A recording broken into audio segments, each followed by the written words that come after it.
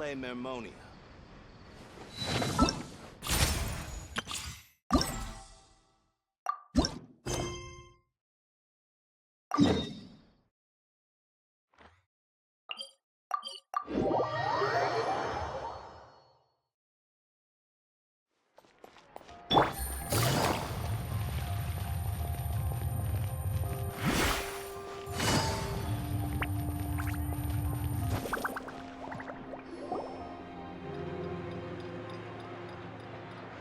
This shop looks popular today.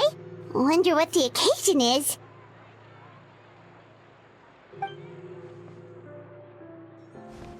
Butterfly Dew Cosmetics now on sale. Looks like it. Oh, Sigewinne's here too. Hey there, Sigewinne!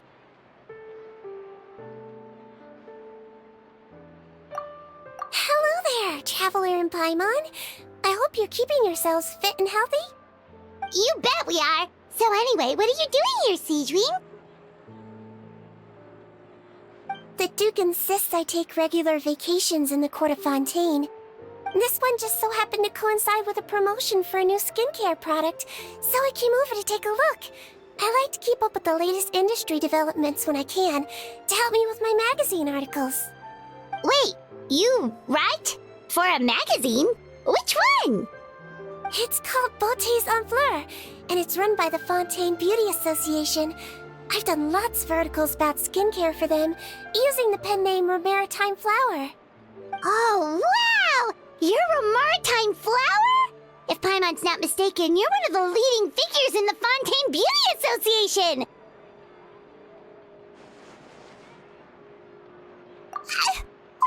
What's so weird about that? Everyone loves beauty!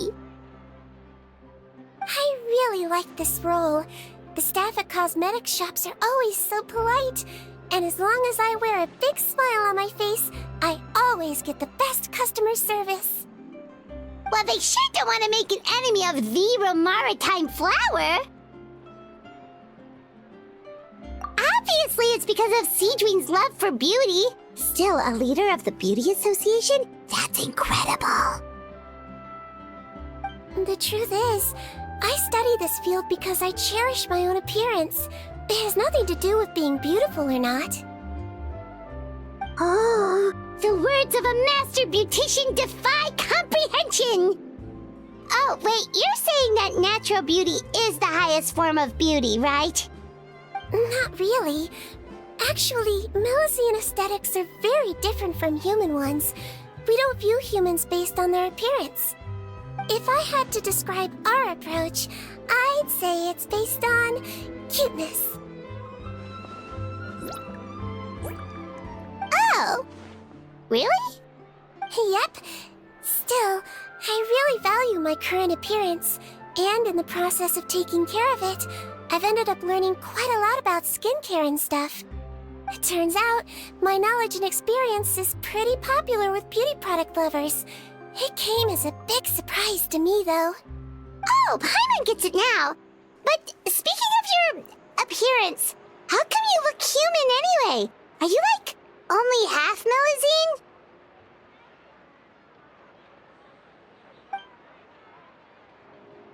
Ooh, wait, sorry. That was probably really offensive, wasn't it? No, I don't mind. I'm not mixed, though. I made a decision to turn myself into this form a very long time ago. If you're interested, I could tell you the story. A shape-shifting story? Oh, heck yeah, of course we're interested!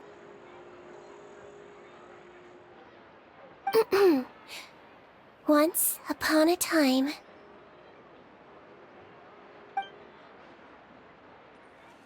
Long ago, humans rejected Melusines, and Melusines feared humans. There was one Melusine who became fascinated with human medicine, but no human wanted her help. And there was one girl who liked Melusines, so no humans would make friends with her. So, the Melusine became the girl's friend, And the girl became the Melazine's patient. Your checkup's all done. You're still in perfect health. Thank you, Dr. Melazine. In this game of doctor and patient, a friendship was born. Then, one day, the girl fell ill. The Melazine was the only doctor to arrive on time, but the adults sent her away. Scram! Melazines can't be trusted! So just because I'm not human, I can't save my best friend? In desperation, the Melazine approached the frightening witch. She begged and begged until she got a reply. If you take this potion, concocted of sin, you will gain a human face and grow human limbs. But then, you will lose everything that attracted this friend of yours to you in the first place. Can you accept that? The Melazine did not hesitate for very long.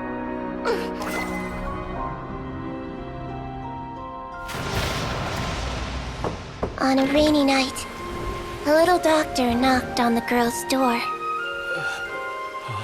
The doctor wore a hood and raincoat, maybe to protect her from the rain, but maybe also to hide a secret. The little doctor held the girl's hand and treated her illness, just as she had so many times before.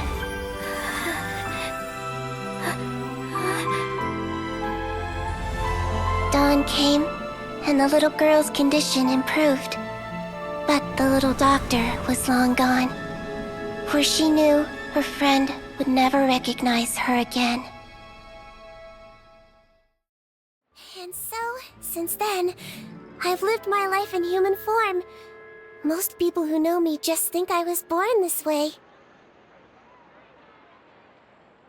Ooh. A witch? A potion?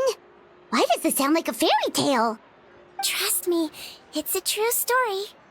Must be the way you told it then. It just sounds so...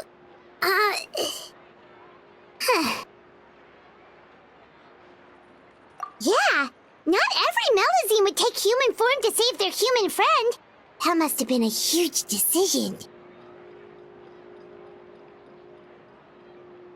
Treating patients is a doctor's duty. We must always find a way, even when the going gets tough. Ugh. It's so crazy that they turned you away just because you were a Melazine, especially when their daughter was so sick. Well, sometimes appearance can be a real barrier. But that was a long time ago. I like how I look now anyway.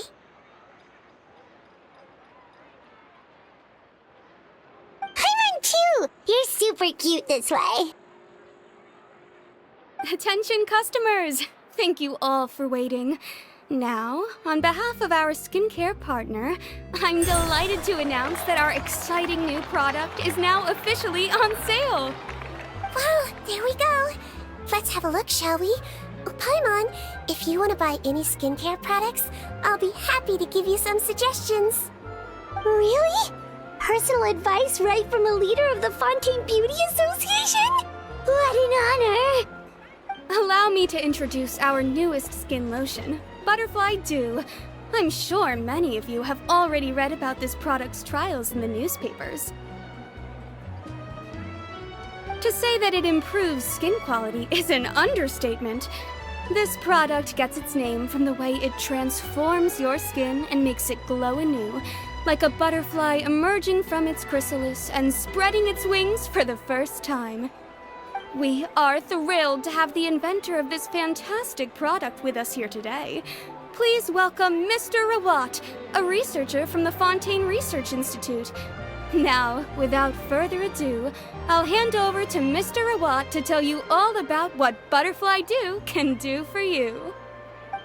Thank you. Hello, everyone. I'm Rawat, and I developed Butterfly Dew.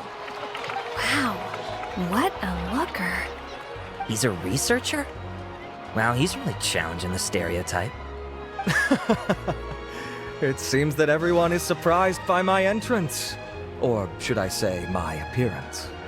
I'm well aware that researchers are generally better known for their brains than their dashing good looks. In that regard, I do believe I break the mold somewhat. Of course, appearance is a skin-deep way of defining a person. And yet one's appearance can be a very real set of shackles, holding a person back in their life. It can rob a young person of their self-confidence when applying for a job, dissuade a young lady from approaching the one she loves. Our actions are at the mercy of our appearance, and we slowly become the very person that the outside world sees us as.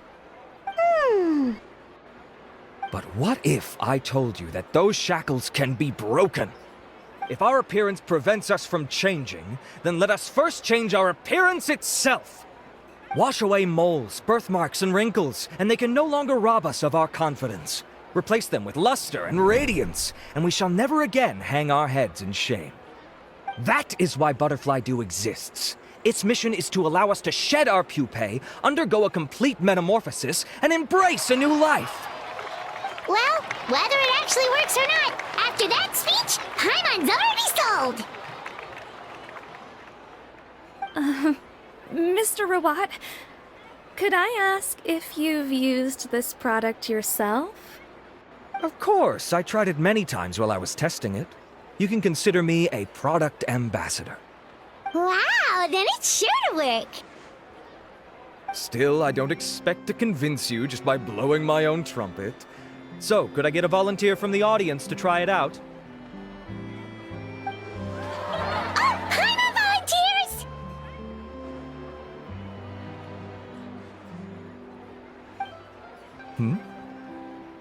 Oh!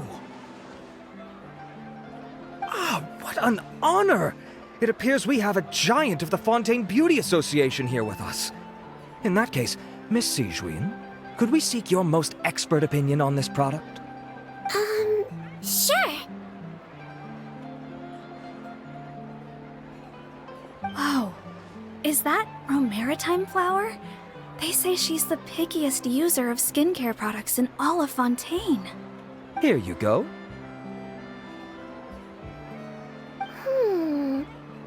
Well, it's very kind to the skin, and the absorption rate is high. Even for Fontaine, this is a first-rate product. Wow, now that's high praise!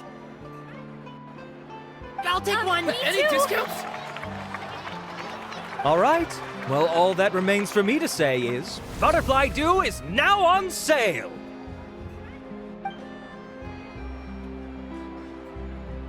Think we should buy a bottle too?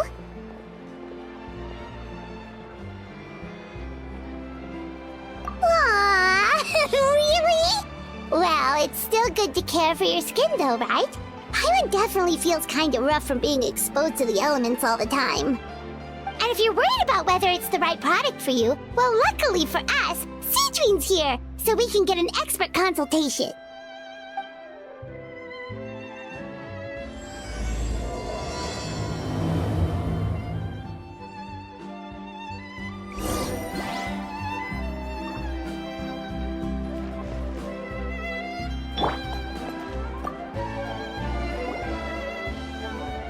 It's an honor to receive such high praise from you. To be honest, I was also hoping you might be able to point out some flaws in the product so I can keep improving it.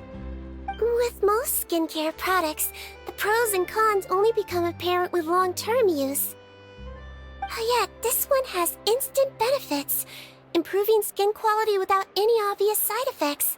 It's one of a kind. Don't worry though, I plan to keep using it, and I'll publish regular reviews in Beauté Sans Fleur. You can read my thoughts there. All you need to do is subscribe. Oh, I was hoping for a more casual conversation, but you are a beauty association leader after all. I understand if you want to keep this professional. Sigewinne? Oh, excuse us, Miss Beauty Expert. But do you think this product is a good choice for me and him? Wait, are you the renowned traveler? That's right, and by his side, the equally famous Paimon. Well, I don't normally handle customer questions personally, but since it's the traveler asking, allow me to make an exception. Butterfly Dew is made for all skin types, so no matter who you are, you can rest assured that it will be kind to your skin. If anything, it might be marginally more effective on Fontanian's skin, but other than that, it works the same on everyone. Why would it work better on Fontanians? In the interests of protecting my trade secrets, I'm afraid I can't answer that, Miss Paimon. Alright then. How about a friend discount? Save yourself the trouble. I'd be greatly honored to have both of you use my product. Here, take 2 bottles for free. Yay! Paimon's private fund survives! I can see why you might think that, but please don't misunderstand. This gift is simply a token of my esteem. There's no business motivation behind it. To me, finding new customers for Butterfly Dew is about meeting kindred spirits, fellow admirers of physical beauty. I consider it a labor of love. Admirers of physical beauty? Eesh, that's embarrassing to say out loud. It sounds so shallow. It's nothing to be ashamed of, Miss Paimon. Most people claim to desire inner virtue, but it's still physical appearance that turns their heads. This is a fact of life. It's only natural for people to desire to become beautiful. And that's exactly what inspired me to choose this research direction in the first place. You're right. Everyone loves beauty, don't they? Look at the time. My apologies, but I have other things to attend to. I'll leave you with these 2 bottles of Butterfly Dew, and I look forward to seeing you again. Paimon, I'd say there's no need for you and the Traveler to use this product for now. Why? Is there a problem with it? The quality is fine. I just think there's room for improvement. I think I could add some ingredients to the mix to make it more effective. Really? Then why didn't you tell Rawat about that? Researchers are a very special breed of human. You can point out their flaws to their face and they won't mind very much. But if you tell them that someone else could do a better job, ooh, now that'll make them really upset. If I'd mentioned it, he probably wouldn't have given you those 2 bottles for free. Fair enough, that makes sense. If you're interested in the more effective version, I can write up a list of ingredients for you. Just come get me once you've gathered them. When you say more effective, you mean it'll make Paimon even prettier? Ooh, how can we say no?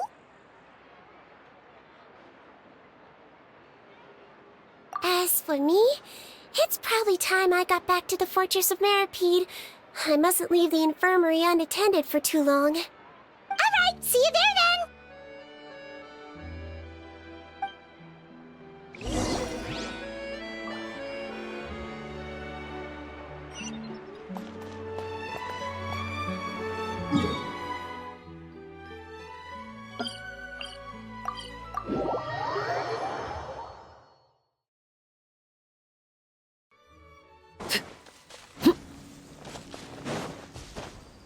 Just up ahead, Traveler.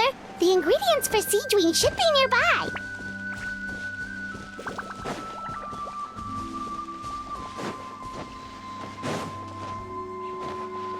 Right here, right now, right here. Laid bare.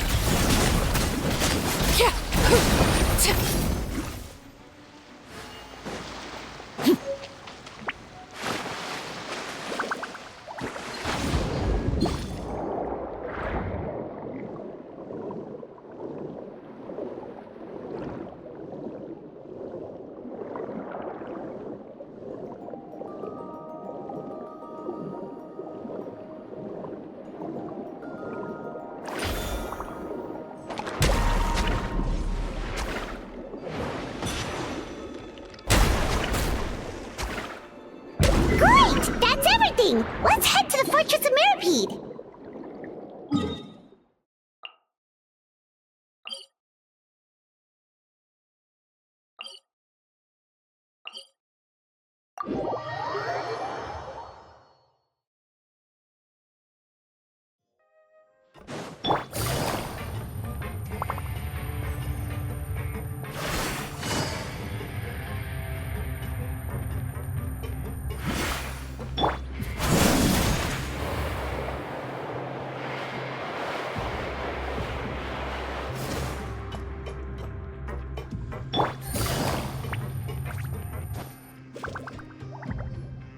Whoa, the infirmary is packed!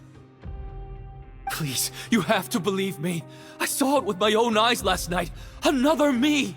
He looked exactly like me. Got it, okay. I've written down everything you told me. Now, I have a few tests to run. Take a deep breath, and don't worry, it's nothing to be nervous about. First, which finger am I holding up? Your index finger, but I'm telling you, my mental state is fine. I'm not crazy. Very good. Now, on to the next. Hey there, Your Grace. It's been a while, huh? Ah, it's you two. Indeed it has. I would offer you some tea, but I'm afraid the timing is unfortunate. Duty calls. No worries. Actually, we were looking for Sigewinne. Do you, know what all of this is about? This inmate came running to the guards in a panic, claiming to have seen his exact doppelganger. A doppelganger? Doesn't that just mean someone else kinda looks like him? And that's what I thought when the report first reached my desk. But we've inspected our records. No one even vaguely resembles him. Considering how certain he is of what he saw, I can only surmise that he's having some mental issues. So I brought him for a medical evaluation. All right, very good. Take a sip of water and rest for a bit. Evaluation complete. I couldn't find any symptoms pointing to a physical condition. I see. So do you still believe there's more likely to be an issue with his mind than his body? I have to assume so for now. Psychological issues are more difficult to detect. At this stage, we can at least confirm that he is in command of his cognitive faculties. The rumor mill will go crazy if word of this gets out. Guards, take him to the ward for a period of observation. The Marechaussee Phantom has requested my cooperation on a case, otherwise I'd deal with this myself. Sorry for the trouble, head nurse, but I'll have to leave this to you. No problem, Your Grace. I'll add him to my observation list. By the way, we have a couple of guests here who've made the trip just to see you. I imagine it must be important. You probably won't need to add them to your observation list, though. Oh, Traveler! Paimon, it's you! Hey there, Sigewinne! It's actually not that important, but... I'll be in my office if you desperately need me. Goodbye for now. Okay, bye-bye! So, Sigewinne... Would you mind waiting for just a moment? I have another patient to see. Just find an empty bed and take a seat. I won't be long. Oh, sure! Sigewinne, we've brought him. And he seems to have taken a turn for the worse again. Okay, don't panic. Let's start by sitting him down here. Paimon had no idea how busy it can get for Sigewinne. Maybe now's not the time to ask for her help with skincare. Good point. Besides, it might actually be interesting to observe her at work. Well, this could hurt, so I suggest you take a deep breath first. Did his face melt? What happened to him? It's anyone's guess. His face melted off shortly after arriving at the fortress. But since he's a serious offender, he can't be allowed out for medical treatment. Best we can do for now is ask the head nurse to give him something to manage the symptoms.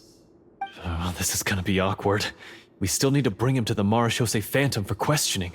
What if he scares them half to death? Will that be our fault?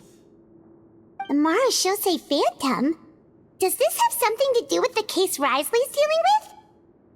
Yep, it was a huge case. They bagged a few dozen crooks in one fell swoop. And this guy's the baddest apple of the bunch. He harmed countless people. And now, it looks like it's all finally catching up with him. You done gawking? Not yet. I need to check the severity of your ulcers to decide the right dosage. Don't worry. We Melazines have a very different sense of aesthetics from humans. To me, you just look like a little kitty with slightly scruffy fur, but still just as cute. Don't patronize me. Do I look like a kid to you? Just give me the meds and let me out of here. I already missed my cell. Hey, lose the attitude. You dare talk back to our head nurse like that again, your days are numbered. Oh, it's fine. Okay, I'm going to apply the medication now. Tell me if it hurts, alright? Look how nice Sigewinne's being. And he still talks to her like that? What a nasty piece of work. Can I leave now? Wow, not a peep. What a brave little guy. Thank you, Sigewinne. And I apologize for the trouble. So, Traveler, Paimon, did you bring the ingredients? We did, but we don't want to interfere or anything. You're busy saving lives here. Oh, don't be silly. I agreed to it, didn't I? Just hand me the ingredients, and I'll make some time to whip it into the improved version for you. Take a rest here if you want. Or, if you're not tired, I hear they're holding a new pancreation tournament in the administration area. Or alternatively, is there anything we could help you with, Sigewinne? That's right! Let us help you out! It's the least we could do! Good point. Kind-hearted humans start to develop guilt if they accept free help from others. Don't worry. I'll take a look at my schedule. I'm sure I can find something to treat this condition. I gotta warn you, though, it'll be tiring work. So I suggest you take a break first, then come back and see me when you're ready.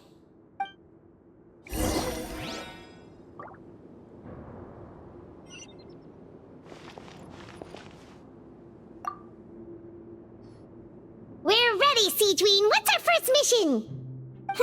I found the perfect job for the Traveler. First, I'd like you to lie down in this bed.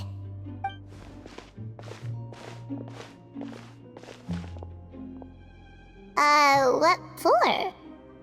I need you to pretend to be sick. What? Oh, is it that difficult? I thought you did a pretty good job last time. Oh, so you knew. I sure did. He was way more interesting than the usual malingering inmates, and you played along very well, Paimon. I observed you two for quite a while after that. Well, this is awkward. But why do you need us to do it again now? No time to explain. My next patient will be here any second. Oh, please, just do as I say. You can, pretend like you've got a nasty headache, and throw in some dry heaving for good measure. Okay.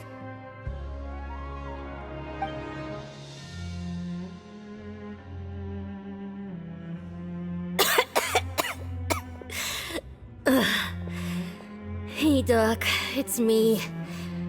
I'm only here because my mom won't stop pestering me about it. So annoying. Well, your mother has enough on her plate with a busy job. Well, the last thing she needs is to worry about you being sick as well.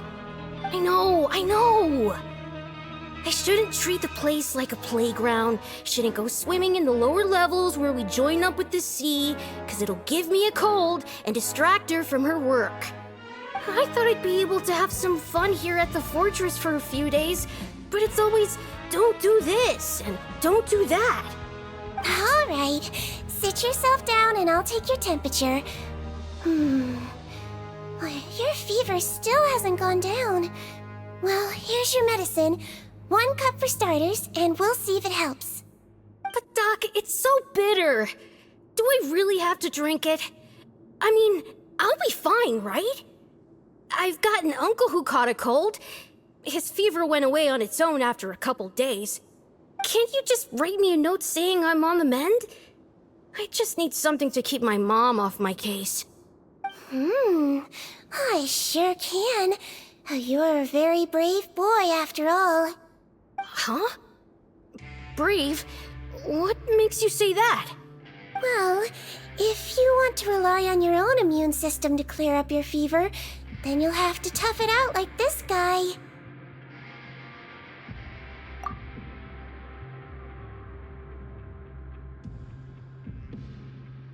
Hang in there, Traveler! Are you gonna puke? Paimon can get you a paper bag! Huh? As long as as you're tough enough to get through the nausea and dizziness caused by the high fever, you'll be right as rain after just a few days' rest. And if I'm not tough enough? Hey! Wake up! Wake up! Put it this way. At least you'll never have to see the doctor again, right? I think maybe I'll take that medicine after all, if that's okay. Oh, of course. Here, it's still warm. It's so bitter. All done. Great job, you two. That kid really doesn't know what's good for him. His mother's a guard here. She's been working back-to-back shifts lately, but unfortunately his father's away on a business trip right now. She had no choice but to bring her son here for the time being. He was quite happy at first. He seemed to think that the Fortress of Meripede would be all fun and games. So you made us put on that act just to scare a kid into taking his medicine? That's a pretty sneaky trick. Seems like there's a whole side to Sigewinne we never knew about. It's a technique I learned from my teacher. Oh, you had a teacher? Was she a Melazine doctor too? She was human. She passed away a long time ago. Oh, sorry. No, it's fine. I really liked my teacher, so it's always nice when I get to talk about her with other people. She was a traveling doctor, and since she didn't have a clinic, she'd go out and visit her patients wherever they were. Dealing with the badly behaved ones was her specialty. She used to say, if you can scare the little brats into taking their medicine, you won't have to hear them wailing and screeching when their condition gets worse.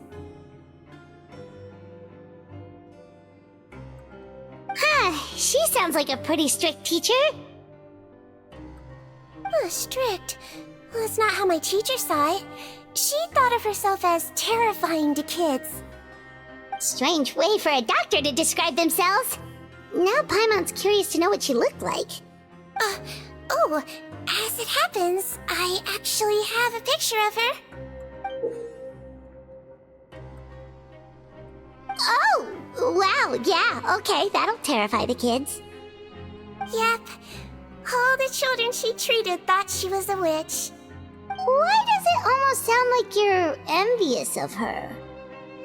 Oh, because I am. If she was here, all the children would take their medicine without any need for tricks. A doctor who looks like a witch. True, they wouldn't dare try anything funny with her around. Oh, me, on the other hand, it's hopeless. Children aren't afraid of me at all. That's actually a good thing, you know? Oh, my next patient should be arriving now. Would you mind lending me a hand again? Sure thing! On to the next mission!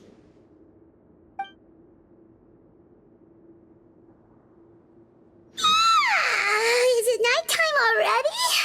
That flew by. You really have a busy job, Sigewinne.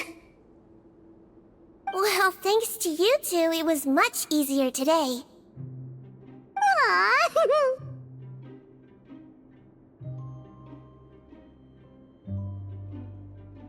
Should we get some rest? It's getting pretty late. Oh, there is one last thing. I have to keep it confidential, so I usually leave it till after everyone's clocked out. Confidential? Are you sure you can tell us? Well, it's fine. You're not living here anymore, so it's okay if you know. All it is I have to prepare some ingredients to make healthy meals with. Wait, you mean those healthy meals? My patients refuse to eat any healthy meals I prepare in front of them, so I have to prep the ingredients in secret, then let the chef at the Coupon cafeteria handle the rest. Considering even the chef's version makes people uneasy, it really makes you wonder what's in it. You want to find out? I can teach you how to make it. That That way, if you ever suffer from exhaustion on your future travels, you can prepare a healthy meal for yourself. It's really good for you, you know. Sure? Guess we can help out one more time.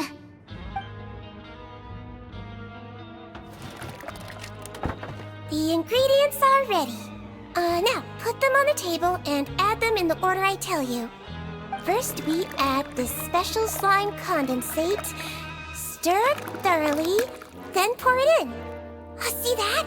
It adds elasticity. It looks just like tasty jelly, doesn't it?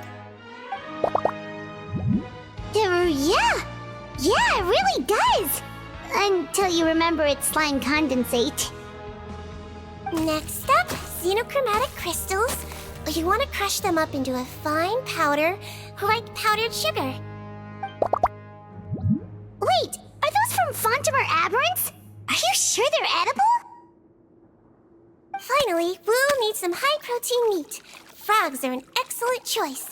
You just need to clean their innards, and then you're left with some lovely, tender meat. Oh! Frogs. And we're done. All that's left now is to pack them into lunch boxes and hand them to Walsey. Yesterday in the production zone, I noticed an inmate who's been working for 2 days straight.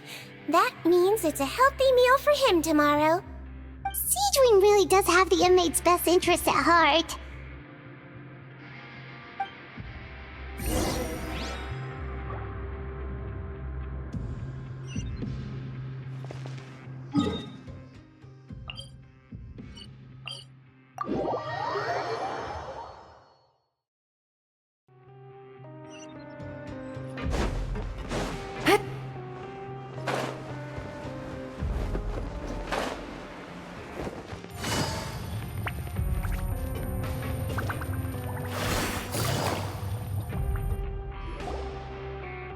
Ah, head nurse. Got some extras for me? Just the one today. The serial number's on the lid. Sounds good. I'll make sure it gets delivered. Sounds like they're talking in code. Thanks for your help. Oh, it's no trouble at all. I only wish I could do more. You work so hard for all our sakes. I'd happily lose a little sleep if it meant helping you out.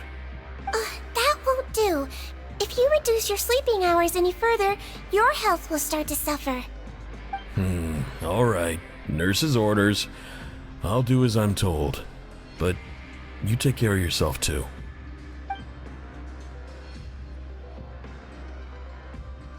Well, I'm done with work for today. Thanks for helping out, you two. Seems like the guards and staff here have a lot of respect for you, Sigewinne. In just one day of helping you with your work, it feels like we've done a lot for the fortress. Head nurse, please, wait. I'm sorry to disturb you this late at night, but I think you'll agree, this is urgent. Okay, just relax and catch your breath. What's the matter? The guard at the observation ward, Odilon, he told me to pass on a message to you. One of the inmates there, the guy suffering from possible hallucinations, well, he seems to have made a sudden recovery, and now he wants to apply for permission to leave the ward. Huh? Already? You were right to tell me. I'll have to examine him and make sure he's well before we discharge him. Looks like we've got one job as medical assistants left. We'll come with you.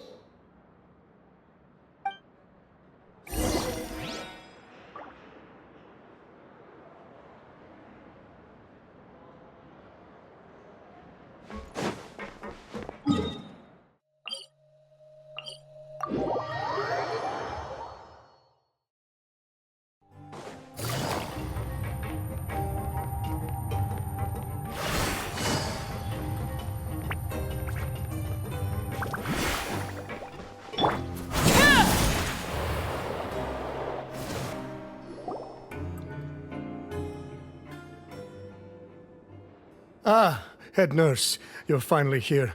I'm so sorry for all the trouble I've caused you, but I believe I've now made a full recovery. After giving it some thought, I'm sure that I was probably just seeing things. Stress-related, I imagine. I'd been working long hours, so I definitely wasn't in the best state of mind. totally understand.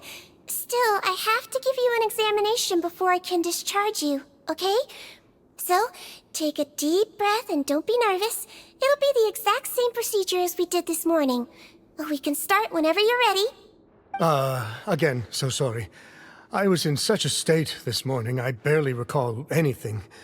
Would you mind taking me through it again? Oh, not at all. It's a lot to remember. First up, we have a little cognitive test. Just concentrate and you'll be fine. To start with, which finger am I holding up? Your pinky.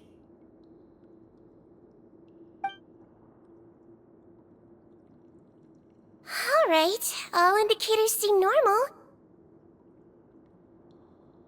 So it was a stress-induced hallucination after all?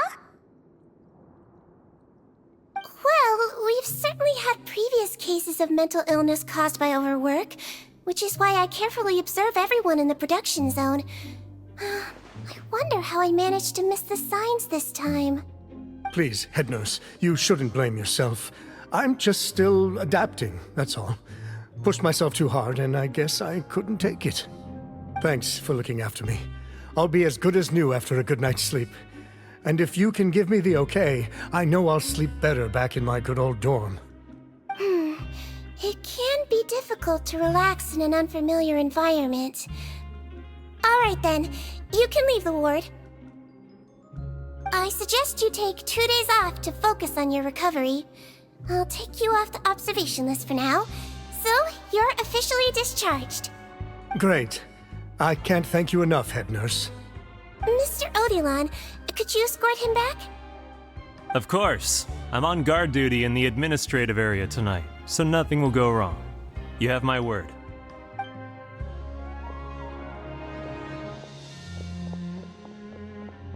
Guess you're finally done for the day now, huh? Yep. But I still haven't gotten around to making that improved lotion for you yet. Oh, no rush! Seriously, it's super late now. You should go get some rest too. Well, tomorrow it is then. Good night, Traveler. Good night, Paimon. Hope you sleep well.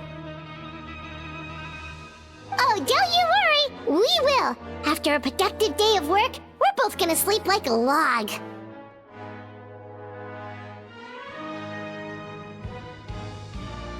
Yeah, sleep tight, Sigewinne. See you tomorrow!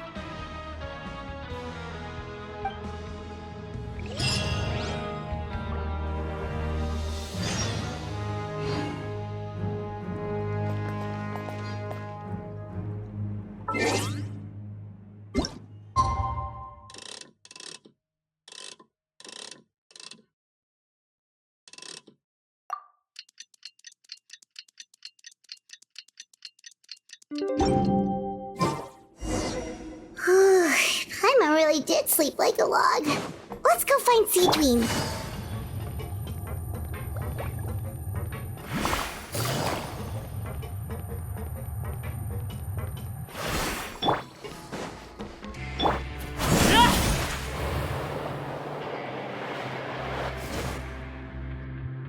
Whoa! How is the infirmary even busier than yesterday? Good morning, Traveler and Paimon. I have a few people here for a checkup, so you might need to wait for a while. No problem. Anything we can do to help? There's a bit of a complicated situation here. I'm still getting to the bottom of it myself. You have to believe me. I'm telling the truth. You're in a medical facility. Keep it down. Please, listen to me. I'm not Gascon. I'm Uwe. You're a horrible liar, you know that? We get all your mugshots with the arrest warrants. It's clear as day that you're Gascon. You mean because of the way I look? I don't know what happened. I just woke up like this. Then you guys dragged me in here for an interrogation. I brought you here to figure out what's going on. If you truly are the victim of an injustice, yelling isn't going to achieve anything. At most, it'll delay your vindication. All right. I get it. This is nuts. Yesterday's interrogations went fine, and now this. Morning, Your Grace. What's going on? Remember the case I mentioned yesterday? The one brought to me by the Marachose Phantom? Well, we've been questioning the inmates involved this morning. Every single one of them is claiming mistaken identity.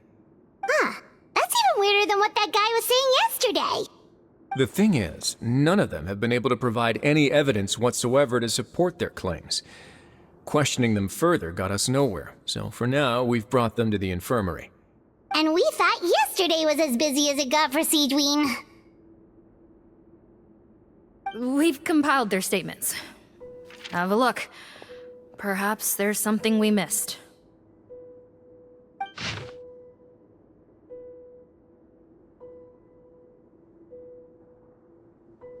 Wait. Release? Interesting. The inmates they spoke of in their statements appear to all be due for release today. I noticed that too. If that's their plan, they're underestimating us a little. Every serious offender claims that there's someone else who just so happens to be due for release today.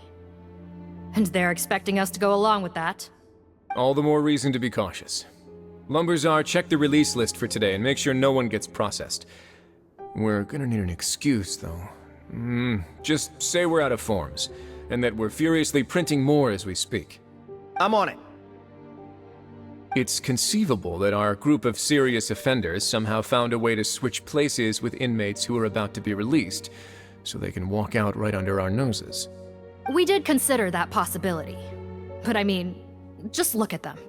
They match the warrants, period. How could there have been a switch? Only if they're dead ringers for the inmates due for release, I suppose. I gave you that name list yesterday to assist in your investigation. Did that help? Yes, the inmates' mugshots were attached to the list. The first thing I did was check for lookalikes, and I didn't find any. The only other thing that stands out to me is that their voices sound a little different today. But it's not exactly hard to put on a fake voice. Oh, really? What does our head nurse make of all of this? Give me a moment. I think I have a way to confirm whether there's been a switch. I know, it's not time to change your dressing yet, but please bear with me. Huh? Isn't that the guy from yesterday? This should be Honore. He has very severe facial ulcers, which require an operation in the hospital at the Court of Fontaine. I authorized him to leave the fortress for medical treatment under guarded escort. Yes, like I told you. I'm not Putton. I'm Honore.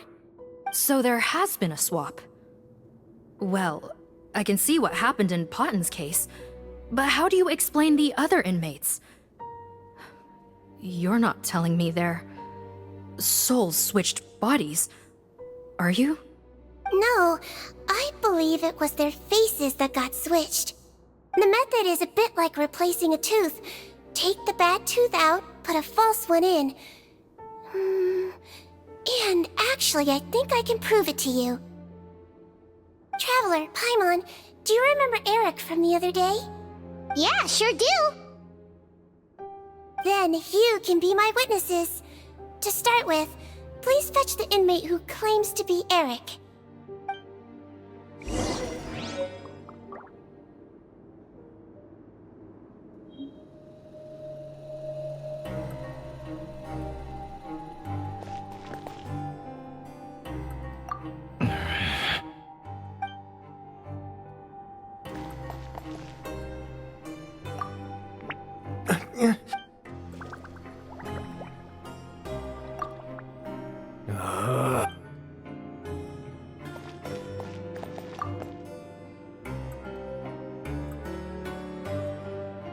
So, you're Eric? Yes, head nurse. It's me. You do believe me, right? I need to do another examination on you. Same procedure as yesterday. All right. It's the cognition test first, right? So I need to concentrate. Now, try to recall if you can. The last time we did this test, which finger did I hold up? I believe it was your index finger. But that means...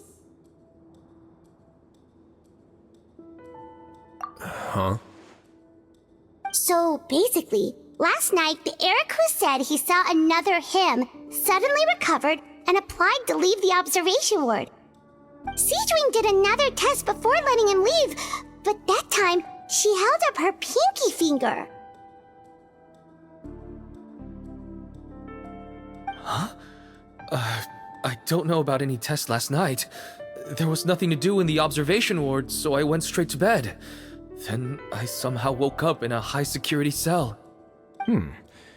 Well, in that case, there is a reasonable explanation for the strange events of the past 2 days. So, what exactly happened? The gang of serious offenders wanted to break out of prison, so they identified a group of scapegoats, namely inmates whose terms were almost up, and planned to switch appearances with them. Last night, when Odilon was on duty, they ambushed him and had one of their group switch appearances with him using their face-swapping method. That allowed them to avoid scrutiny from the other guards.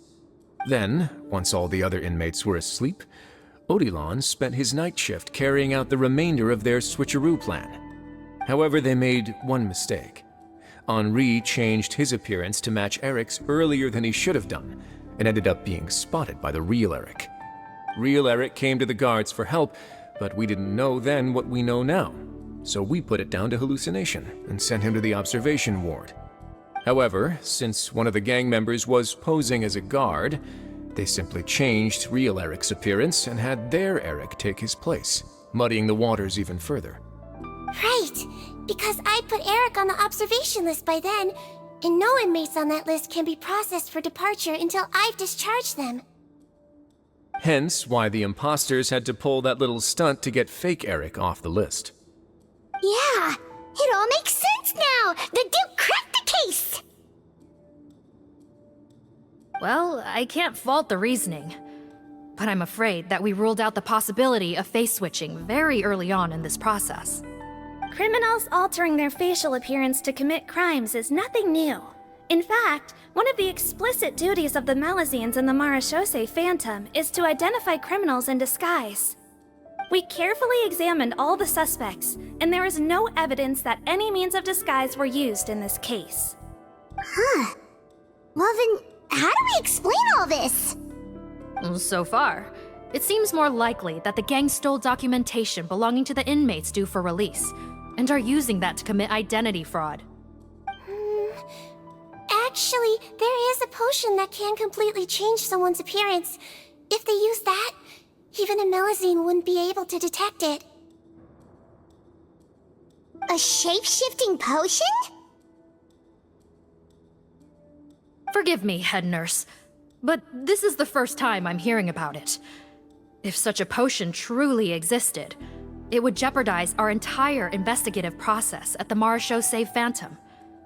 Are you certain of this? Yes, I am. But... Please, trust me in my professional opinion as an experienced clinician.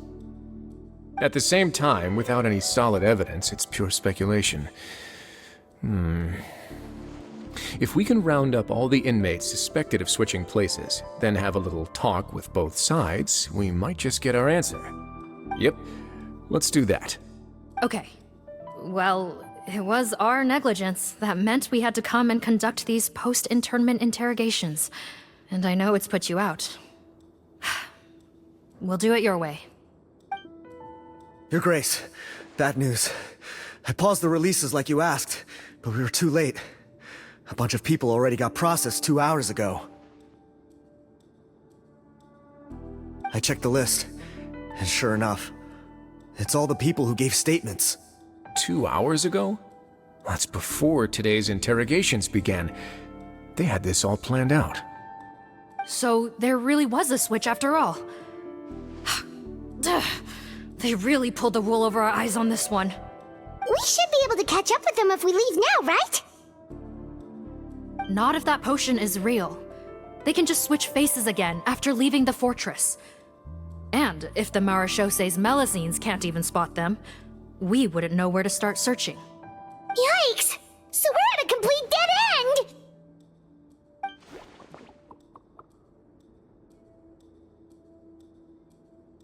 Well, technically, there is one more lead we could follow up on. We were only able to arrest this gang thanks to the help of a researcher from the Fontaine Research Institute. I believe his name is Rawat. Oh? Rawat? Isn't that the handsome guy we met at that skincare promotion? Handsome? Maybe from a human point of view. I just remember that he specialized in potions. One of the crimes this gang is charged with is the manufacture and sale of illicit drugs. According to Mr. Rawat, they appear to have stolen technology he developed through his research and used it in their operation. At first, he thought it was a typical case of intellectual property infringement, and he tried to negotiate with them. But once he discovered their criminal operation, he reported them to the authorities. Thanks to his report, we were able to swoop in and arrest them all in one go. What a hero! Bet that took courage on his part. No doubt. This is worth following up on. As the one who snitched on them, it's highly likely that Rawat will be targeted by the escapees. That aside, since he's negotiated with them in person before, there's a chance he'll have some additional information for us. Understood, Your Grace. My team and I will head to the Fontaine Research Institute right away. In the meantime, please keep an eye on the face switch victims for us. Of course. Miss Morgan, I'd like to come along and help you catch these criminals. Huh? Why's that? Well, I'm the one who discharged the fake Eric last night, so I feel partly responsible. Don't say that, head nurse. Your focus was on the inmate's health, and rightly so. We can't ask you to help with arresting criminals. That's our duty. I also have a more personal reason. Potton is a patient of mine, and if I don't get a new batch of medicine to him in time, his condition will get much worse. Look, head nurse, I completely understand where you're coming from. But arresting criminals is dangerous business. And if anything happened to you, none of us can afford to take on that responsibility. Don't worry, I can defend myself just fine. You say that, but still. If I may, Miss Morgan, Sigewinne is the one who raised the potion hypothesis, and I'm sure she has far more expertise on the topic than your team. My suggestion would be to bring her with you. And if you really are worried for her safety, then...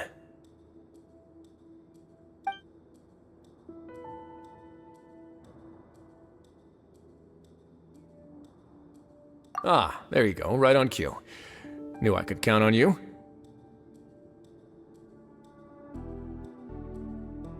Okay.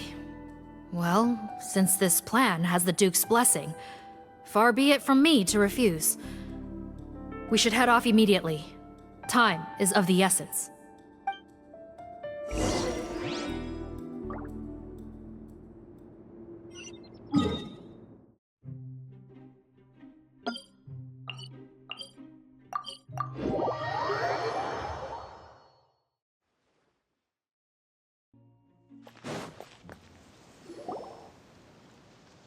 Greetings. Sorry to impose, but I'm afraid we're here on urgent business, and we're gonna need you to cooperate. The Marechaussee Phantom. Let me guess, you're investigating some more illegal research? Not this time, no. We're looking for a researcher.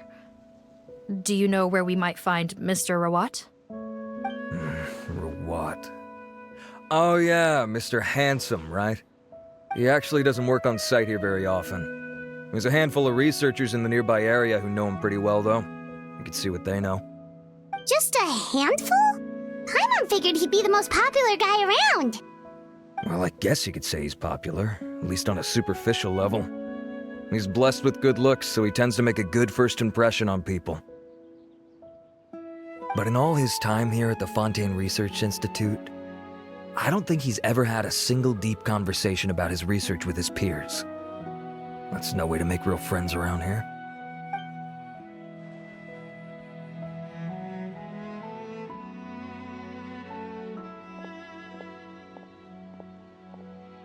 so weird.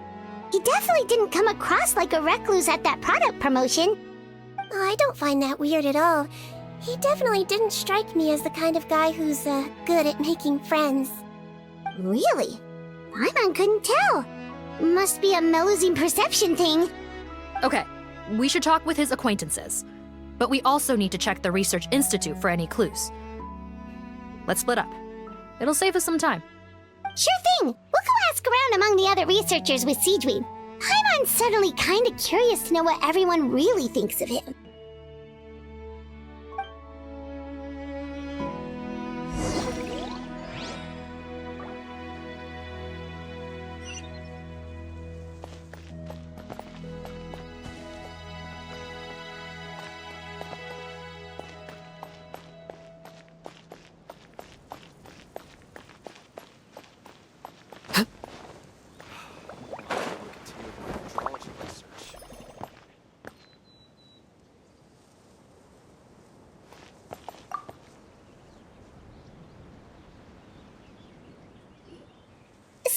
You, sir, but are you Bertram?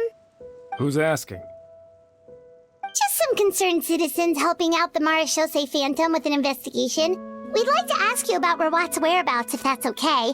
We're told the two of you are pretty close. Not anymore, we're not. Turns out we don't see eye to eye. Oh yeah? What happened? The thing about us researchers is, most of us do what we do for some sort of higher purpose. But not Rawat. All he cared about was how to commercialize his findings. He won't even let you work with him unless you sign a confidentiality agreement first. Also, he has better control over who gets which intellectual property rights. How are you supposed to get any meaningful research done working with a guy like that? Now that I've got my own technical solution for my compressor, I don't need to work with him anymore. So that's what Rawat is really like. We'd still like to know where to find him. Is that something you can help us with? Wait, you're... Yeah, I know you. You're the head nurse at the Fortress of Meropide. Alright, then I'm happy to help you if I can. I respect the work you do. Medicine serves the highest purpose of all the sciences. Wow, turns out Sigewinne's got some real clout. Thing is, I have no real way of knowing where he might be. I stopped working with him 2 months ago, and I've barely seen him since. But if you want my advice, I'd say go talk to the peddlers. There's a few he meets with every other day or so. Maybe they know where he's at. Peddlers? Yeah, back when I was working with him, I noticed he met with them quite often. Wouldn't surprise me if they were involved in some shady business together, because it seemed like they went out of their way to avoid discussing anything in my presence. The little I overheard was about manufacturing and selling pharmaceutical drugs. Like I said, he's all about the money. Drugs? Doesn't he work with skincare products? Do those count as drugs? Who knows? I never cared to find out. He's the Morag rubber, not me. Thank you. You've given us plenty to work with. Welcome. Goodbye. And may we both reach new heights in our scientific endeavors.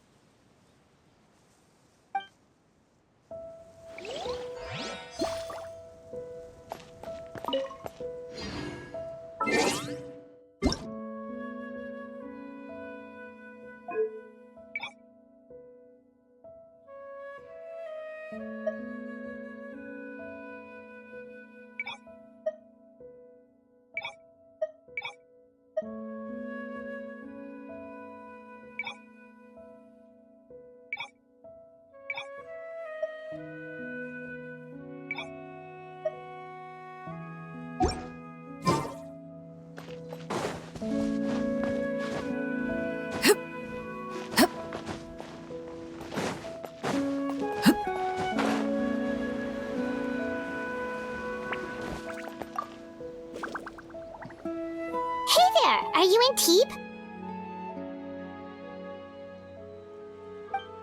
What do you want? We're here to ask about Rawat. Any idea where he might be?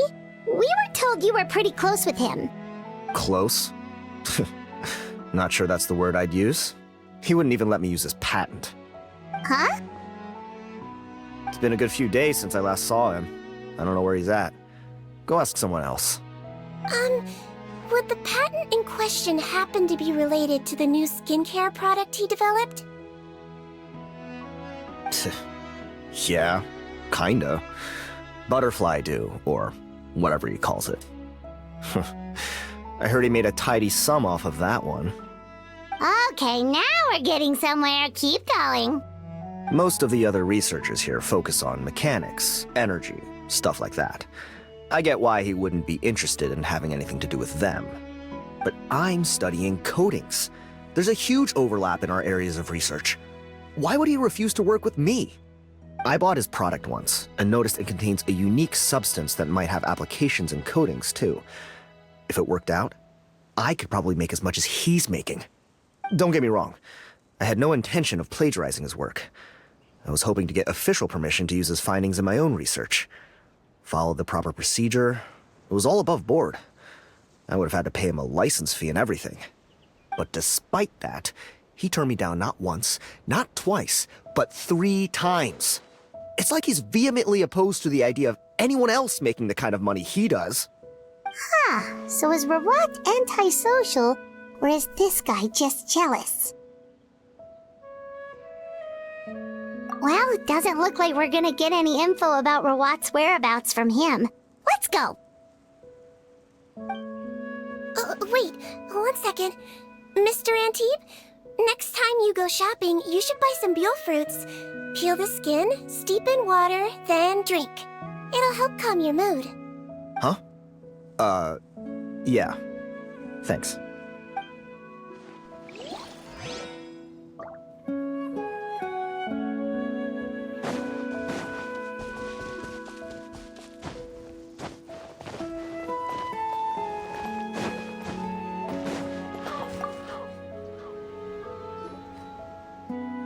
Excuse us, are you Audrey?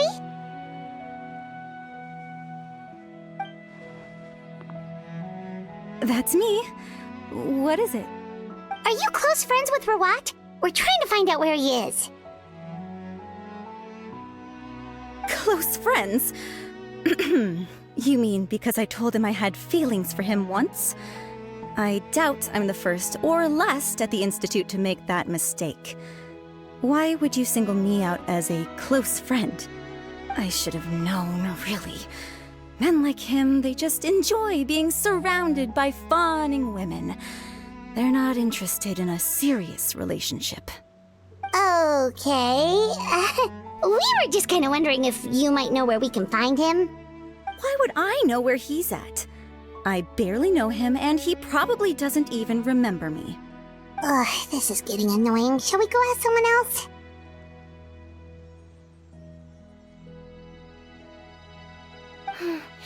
I think she knows Rawat better than she cares to admit. If we leave now, it might be a wasted opportunity. Maybe, but we're not going to get much out of her while she's in this state, are we? She's displaying symptoms common among people in love, if that's what you mean. But I know a cure.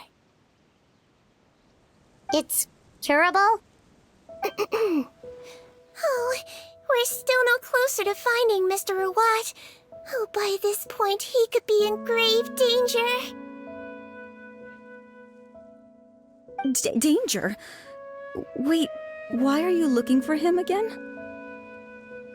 Oh, that's right, yeah! The Marechaussee Phantom said that he's been targeted by some pretty bad people. We need to make sure he's safe. What? How has this happened? He seemed fine when I last saw him, and that was only a couple of days ago. Just happened to run into him, of course. Oh, I see. Well, do you have any thoughts on where he might be right now? Okay, but this is purely out of concern for his safety. If he's not at the Institute, he might be at his mother's place. I heard she raised him alone, that they had it pretty tough financially, and these days she's housebound due to illness. He makes regular trips back home to check on her. Oh, okay. Do you know the address? Nope, sorry. I only found out the thing about his mother because it came up in conversation once. I was just trying to find out more about him, so I could get to know him better. When I told him I had a crush on him, I offered to help him take care of his mother. And yeah, maybe that was a stupid idea, but did he really have to yell at me for it? It's like, fine, I can take no for an answer, but what's with the temper tantrum? Unbelievable. These guys only want to show you their charming, well-groomed exterior. They can't stand it when a few home truths shine through. Looks like her love syndrome is flaring up again. We need to find out Mr. Rawat's mother's address. Let's check with the Marechaussee officers when we regroup. Cool, sounds like a plan. Well, that's all 3 researchers. Let's head back to the meetup point.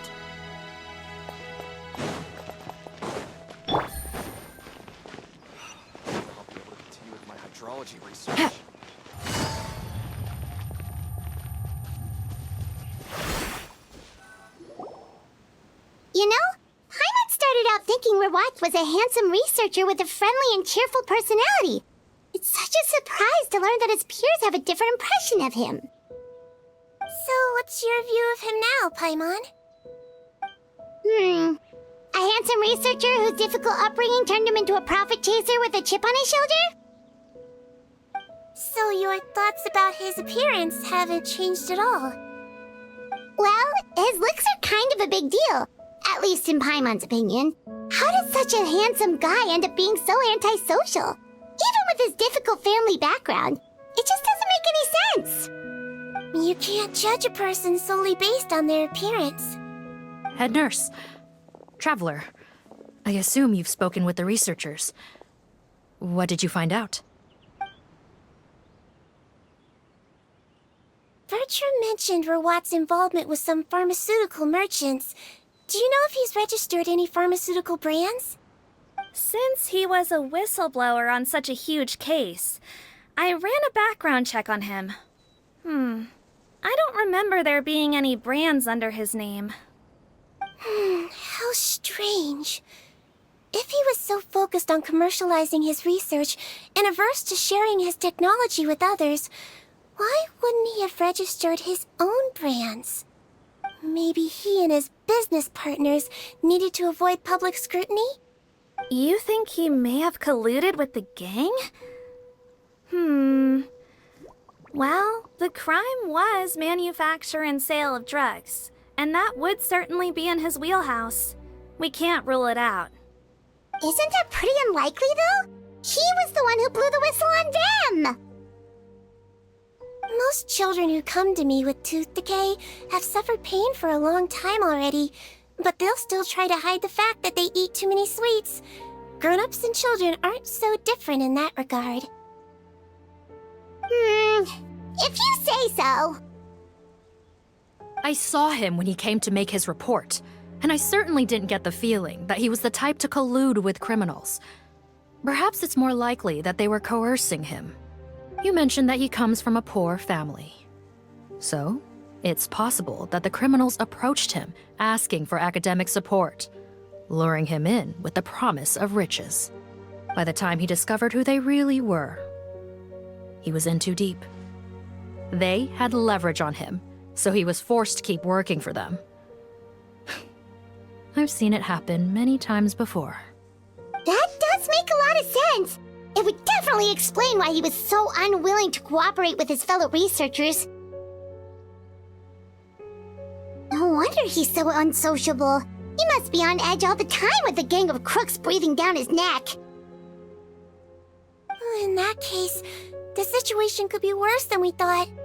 If Rawat was working with the escaped inmates, they're sure to know more about his whereabouts than us.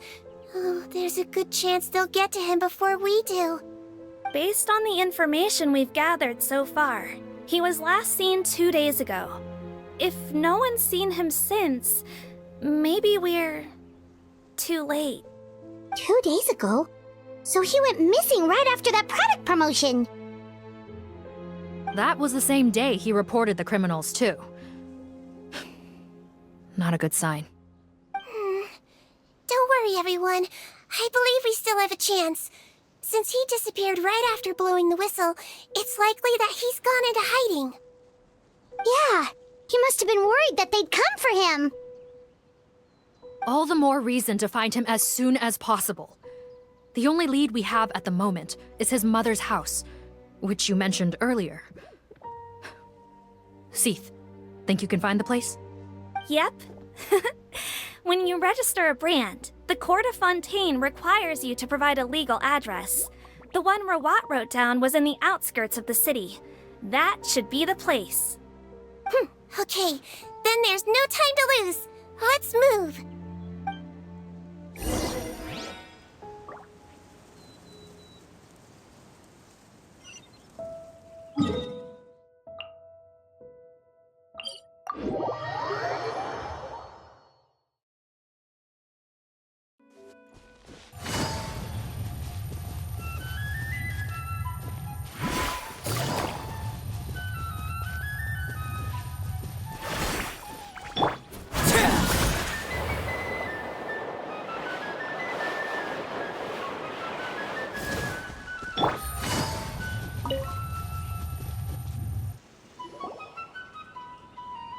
All right, this should be the house. I'm pretty sure this was the address. Okay, I'll knock.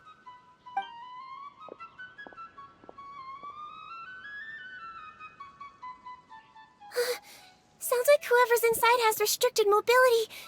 Oh, it seems serious. What's the fastest way to get this door open? Break the door down? No, I'll handle it. Let the expert deal with it. There'll be a mountain of paperwork if we damage a citizen's property.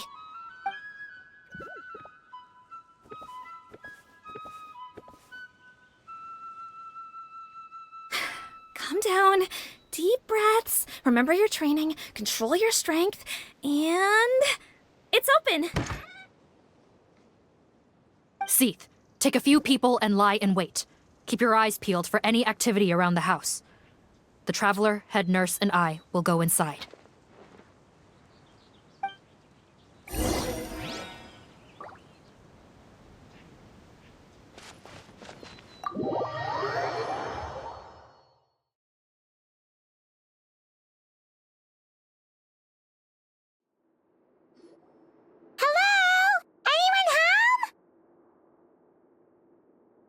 Oh, there. On the bed, there's an old lady. That's gotta be Rawat's mother, right? She doesn't look like she's in any state to be answering our questions, though.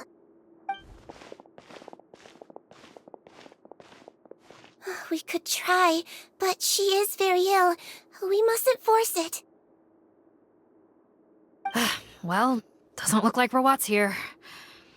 She's the only one we can talk to. Yep. Allow me. Hello, ma'am. Might I ask if you're Rawat's mother? We are trying to locate him.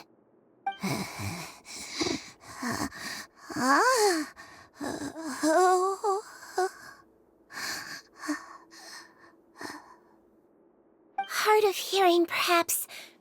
Does anyone have a picture of Rawat? I have one here. I'd like to show you a photo, ma'am. Is this your son? Do you know where he is?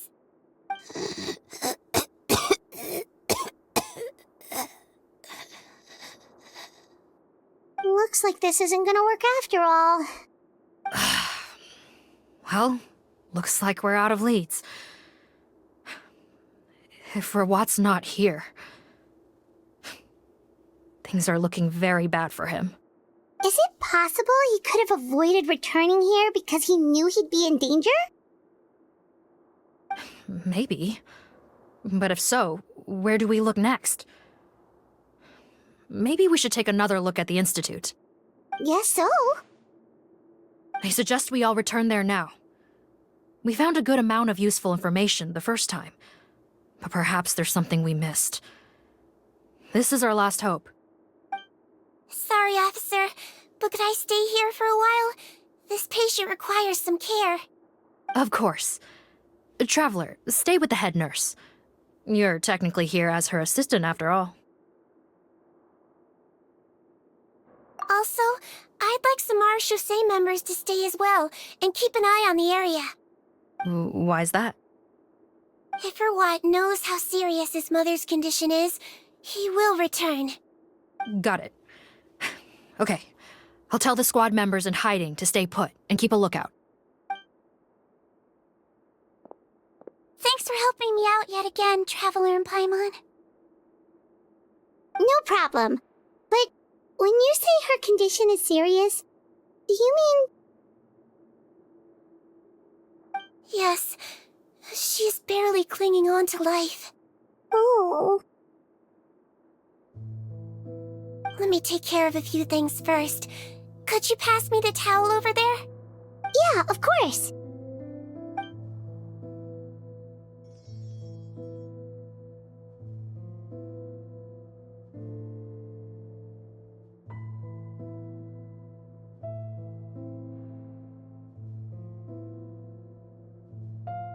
I can tell that her family has tried a lot of different treatment methods, including some very expensive medicines.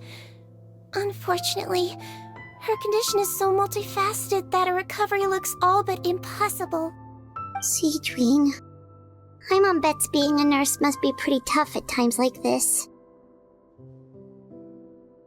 Yes, it makes me a little sad. In a Melizine's eyes, a human's birth, aging, sickness, and death are as much a part of natural law as sunrise and sunset.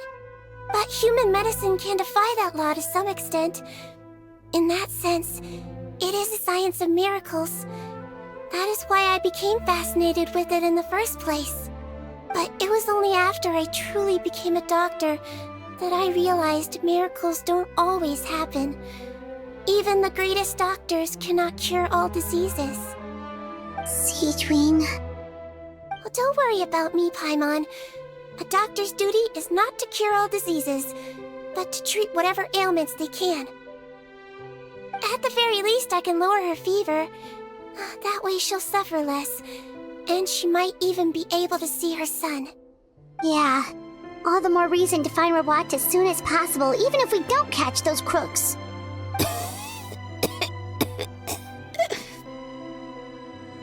Oh, her fever is getting worse.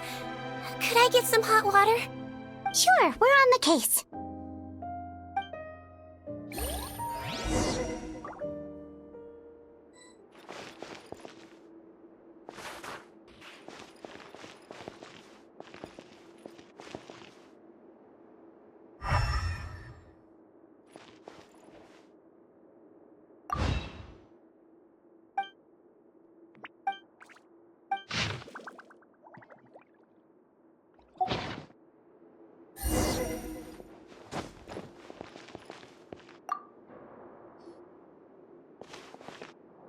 Found the hot water? Sure did. And look what else we found. Judging by this journal, it seems like Rawat has a private lab. There's a good chance he could be there right now. We gotta go tell Officer Morgan right away. Oh, that's great news. But hold on just a moment. The wet towel is ready. I'm giving you another injection. Are you feeling better now?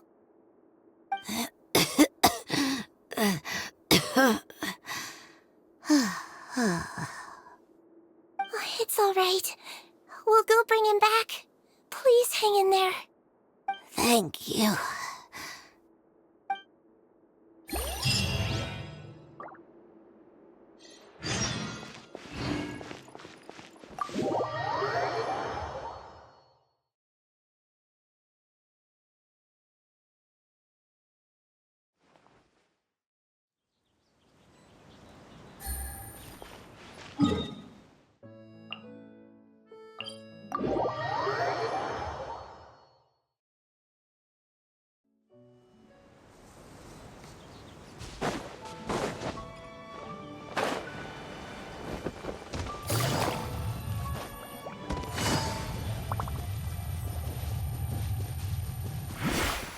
Take it easy.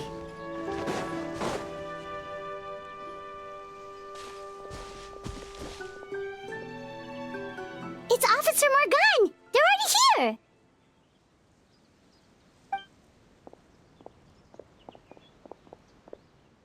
We came as soon as we heard the news. I can't believe we were so careless. The most crucial information of all was hiding right there, in that room. And we missed it. Don't blame yourself. Right now, we need to focus on finding a way in. There's a mechanical door over here! Hopefully the instructions in Rawat's journal will help us open it.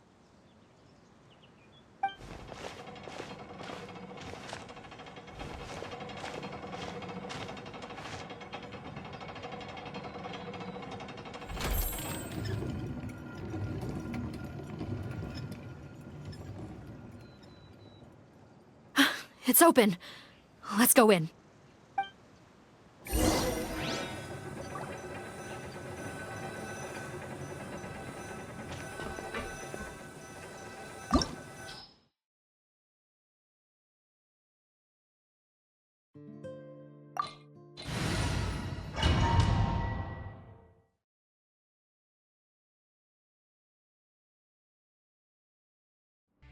I will have order.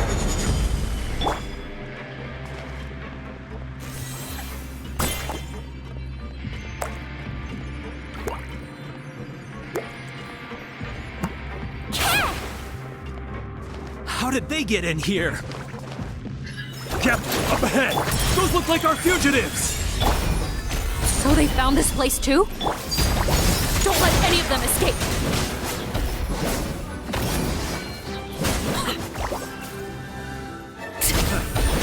Witness my rise! Transfixed!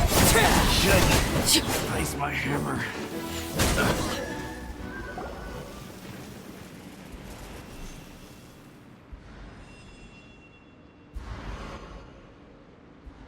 Captain, according to our list, many of the fugitives aren't accounted for. There may be others hiding deeper inside the facility. Ah, so these guys were just the lookout crew. The Marashose Phantom! How did they find this place? Wait, it's that guard from the fortress! That's right, I'm on your side. The Duke sent me. What's the matter? Some sort of mix-up? Mr. Odilon, didn't I tell you a few days ago that you need to stop all field work until you've recovered? Well, you know, gotta help His Grace out, share the load. Officer Morgan, this man is an imposter. The real Mr. Odilon has no recent health issues. What? But Looks like the head nurse was right about the face-swapping method. Arrest them all! DuPont, stay here and keep guard. And watch the exit. If we're not back soon, call for reinforcements. Got it.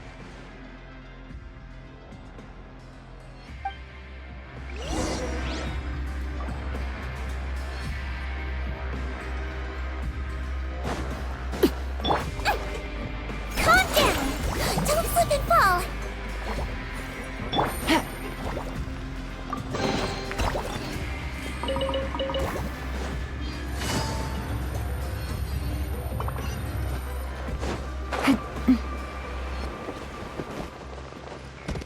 Take it easy.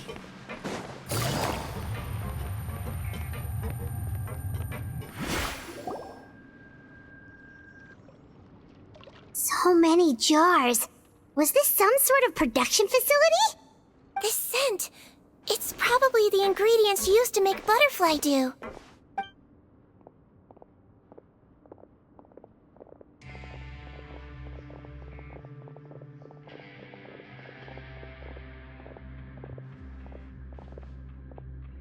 How come they're all empty? Did it sell so well that he ran out of supplies? How strange. Why would Rawat choose to manufacture a popular product like that in such a difficult-to-reach location? Given our suspicion that he may have been coerced into the illegal drug trade, I would have thought that any production facility we find here would be used for illicit purposes. Perhaps butterfly dew is itself an illegal drug. Do you have any evidence for that claim? No, just a guess. We need to find Rawat as soon as possible. He has all the answers we need. Understood. Well, let's not linger here. Let's go. Come on.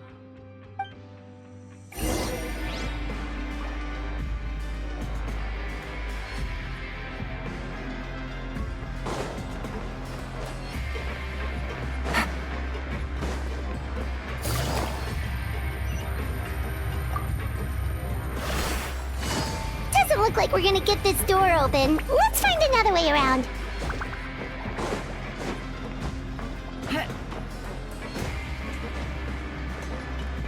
This one's closed too. What's with those carts and tracks? Oh, maybe it's one of those doors that opens when it senses cargo passing through. There's a loaded cart right over there. Let's bring it to the door and give it a try.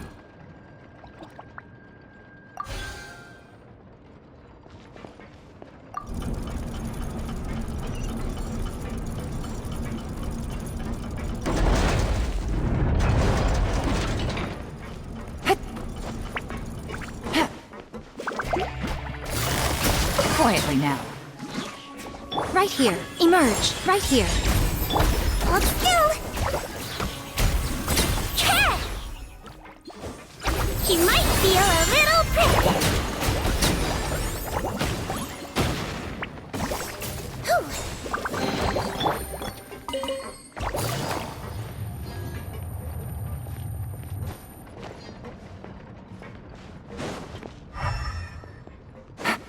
Take it easy.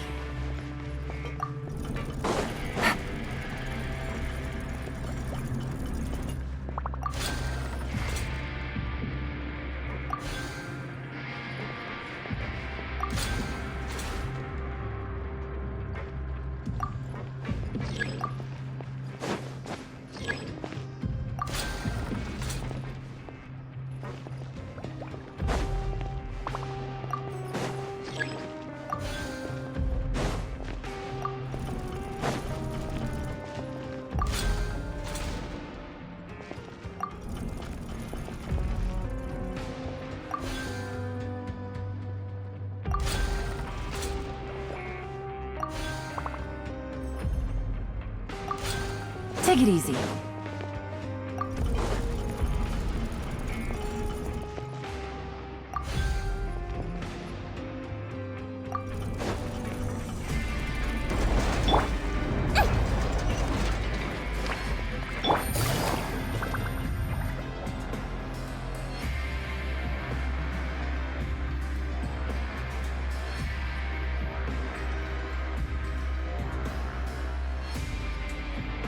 This room's much smaller than the others. Judging by the implements on the table, this looks like a potion-making lab. Head nurse! Over here!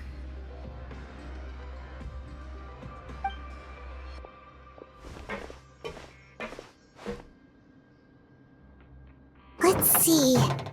Huh? Robot's clothes? Why would he change here? Perhaps they stripped him down, left the clothes behind, and disposed of him somewhere else? Yikes, Sigewinne, where did that come from? Oh, what a tragic way to go.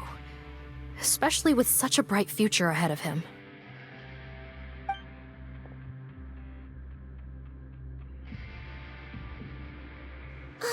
There's a path leading further on, Officer Morgan. Let's keep up the pace.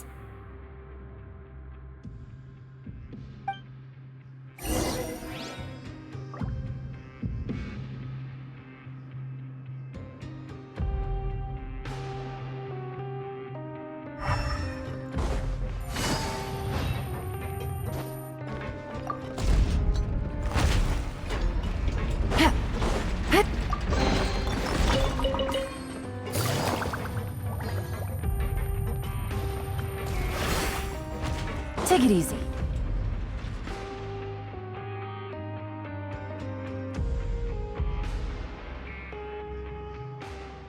Shh! There's a whole bunch of people in there!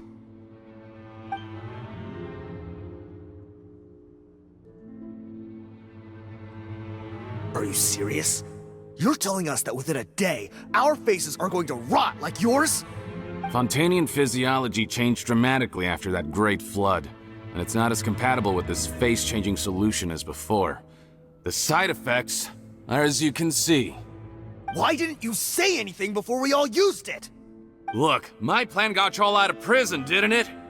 You'd have much bigger problems to worry about right now if the Marechaussee Phantom found out about your other crimes. Consider an ugly mug getting off lightly. Ugh. You're just lucky we didn't leave you in there after you disappeared on us with no warning. We only let it slide because we're former partners. And now you have the gall to pull a stunt like this? Partners? Make no mistake, each of us is only looking out for himself. If you place too much trust in others, well, I'm afraid that's your problem. You hid things from me too. Remember how you each had a spare potion? You kept quiet about it until we planned the prison break? Oh, and you didn't have a secret spare? Then do you want to explain how you melted your face off before all this? Guys, that's enough. Calm down. It is what it is. Arguing won't change anything. What's the plan, Parton? I'm assuming you brought us here for a reason? There is no plan. We followed him here on the promise of more juice, but it turns out there ain't a drop here. Besides, what does it matter now anyway? He already said, even if we did get our hands on more of that stuff, switching faces again solves nothing. They're still gonna melt off eventually. I said enough arguing! Parton, tell us the plan. The most practical solution is to continue using the potion. Keep switching to a new face before the ulcers can start forming. Are you kidding me? This stuff was hard enough to get a hold of even when we had a supply. Now you're asking us to use it like skin lotion, after the flood all but wiped the supply out? Well, there is another option. But you'll have to make a deal with me first. Okay, now we're talking. What's the deal? I have a document I took from that researcher that details how to make a replacement. Just give me one bottle of the undiluted fluid, and I'll get to work. What's the problem? I thought you always kept reserves. Or do you really just have one spare bottle each? What do you think? That we were shipping them into the fortress of Meripede by the basket load? Well then, say hello to never showing your marred faces in public again. Ugh, I've heard enough! Get him! Let's see if that document even exists! Freeze! Marechaussee Phantom! What? Who let them in? Officer Morgan, before anything else, please find out Rawat's status. Rawat? I don't see him. Hand over the hostage now, if you want any chance of avoiding an extension to your sentences. Spare us your condescending attempts to coax us back to our cells. You think we're looking to negotiate? Rawat is dead. Parton? Arrest them all! Don't let anyone get away!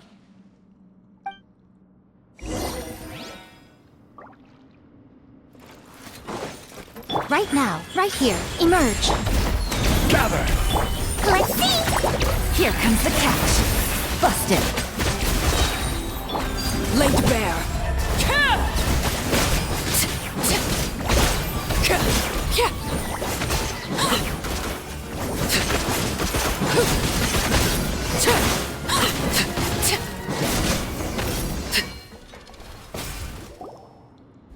Huh. Gotta say, I never expected to see the head nurse in combat. Some patients respond better to a more aggressive treatment plan. Did we get everyone? Captain, we finished the head count. Potton's missing. Over there! The door's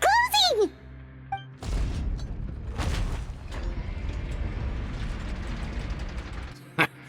One group trying to arrest me, another trying to hunt me down. Good. I gotta kill two birds with one stone. How did he get up there? There must be a secret passage somewhere. Find it! Don't waste your energy.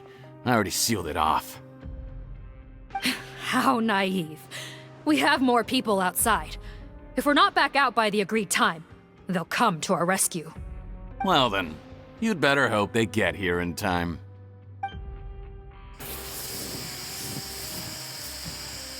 There's some kind of gas leaking from the pipes.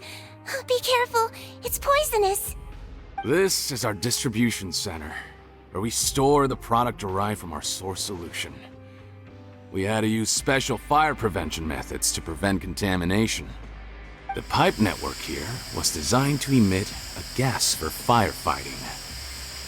One little modification later, and it makes an efficient death trap. Why would you do this? Your partners are here too. Oh, please. If they can't supply what I need, they're of no further use to me. Besides, I can't have them exposing my potential whereabouts. He's a maniac! Come on, we gotta find a way to open that door! Go ahead, struggle in vain. Once the last of you croaks, no one will ever find me again. So long!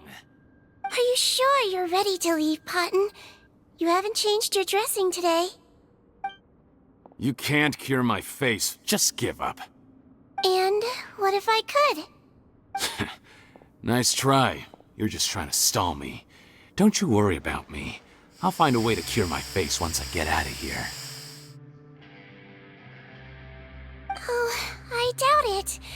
After all, Fontanians can no longer dissolve in primordial seawater. What the... How did you...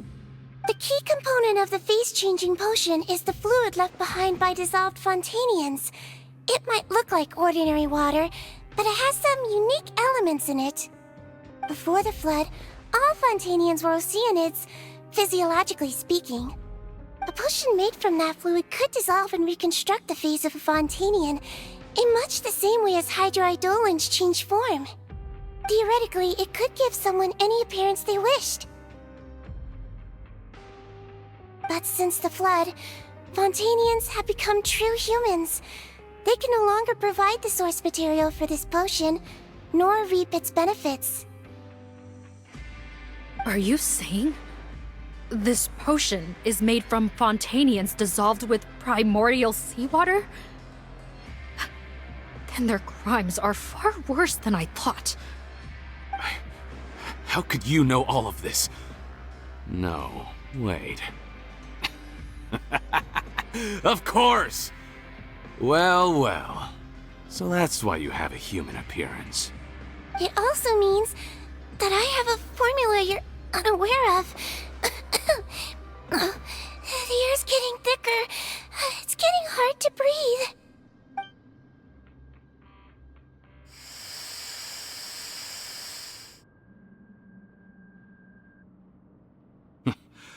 I might get to make a deal today after all. Alright, keep talking. How do you intend to give me the formula? Oh, it's not a formula, but a finished product. I have a bottle of it right here. What? When I tried Rawat's skincare product, I noticed it had a certain special component in it. So I had my friends gather some other ingredients for me, and sure enough, a little experimenting later, I'd produced the potion. I'm guessing his skincare lotion contains the fruits of your joint research? Huh. Impressive guesswork. Yeah, we were a supplier for some of the raw ingredients. But it only contains a tiny amount of the active ingredient.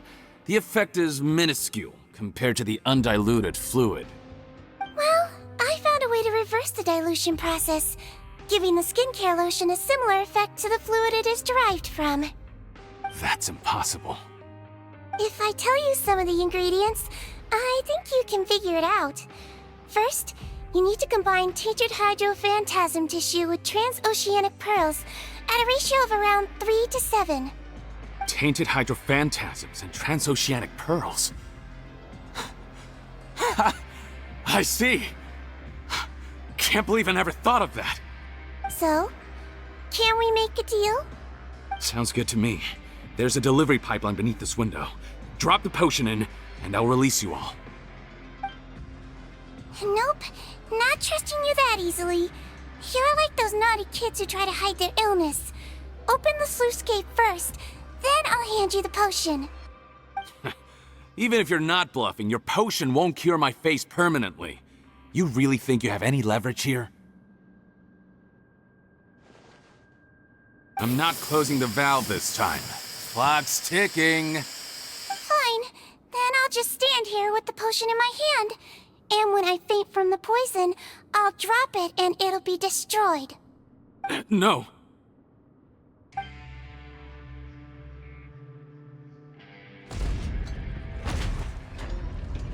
It's open! Disable that sluice gate! Jam it! Don't let it close again! That's more like it. In that case, a promise is a promise. Head nurse, there's too much poison gas in here. We have to leave, now!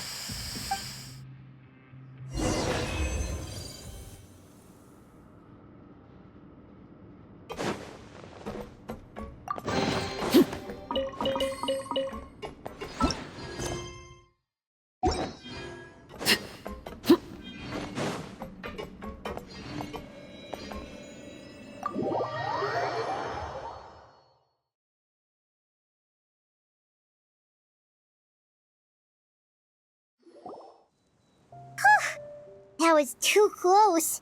That button is a real nasty piece of work. Oh, don't be too quick to sit down. Moving around a little will help relieve the soreness. Same goes for you, Traveler. Oh, but Paimon, you should be fine, right? Flying fast is pretty tiring too, actually. Anyway, that's not important right now. Paimon's still shocked to learn that there's a whole criminal operation going on behind that skincare lotion. Shame I ended up giving the improved version to Potten after finally making it for you. I'll make you some more, I promise. No, please don't. Paimon doesn't want to use that stuff anymore. Still, it was a pretty good job that Paimon wanted to buy some in the first place, huh? It ended up saving everyone's lives. That's gotta count for something. Yeah, Paimon was just kidding. Head nurse, I've done a final head count of our team and the criminals. Everyone's here and doing fine. We're ready to escort the fugitives back to the fortress of Meripede. It's a shame that we didn't find Rawat. At this point, I'm afraid he's probably deceased. What a horrible bunch. Especially that Potten guy. If he hadn't made good on that deal, we'd all be dead because of him. No, we wouldn't. I always keep a whole bunch of antidotes on me for emergencies, and one of them neutralizes that poison gas. We'd have been fine, even if you hadn't opened the gate. What? Then why did you give him the potion? If this is true, I must concur. Sorry to be blunt, but I think you made a bad decision by handing him that bottle. If he changes his appearance and flees Fontaine, it's unlikely that we'll ever find him. No matter how cooperative his accomplices are when we question them. No, you don't understand. I gave him the potion precisely so we could be sure where he'll go next. What do you mean? We gotta hurry. She won't last much longer.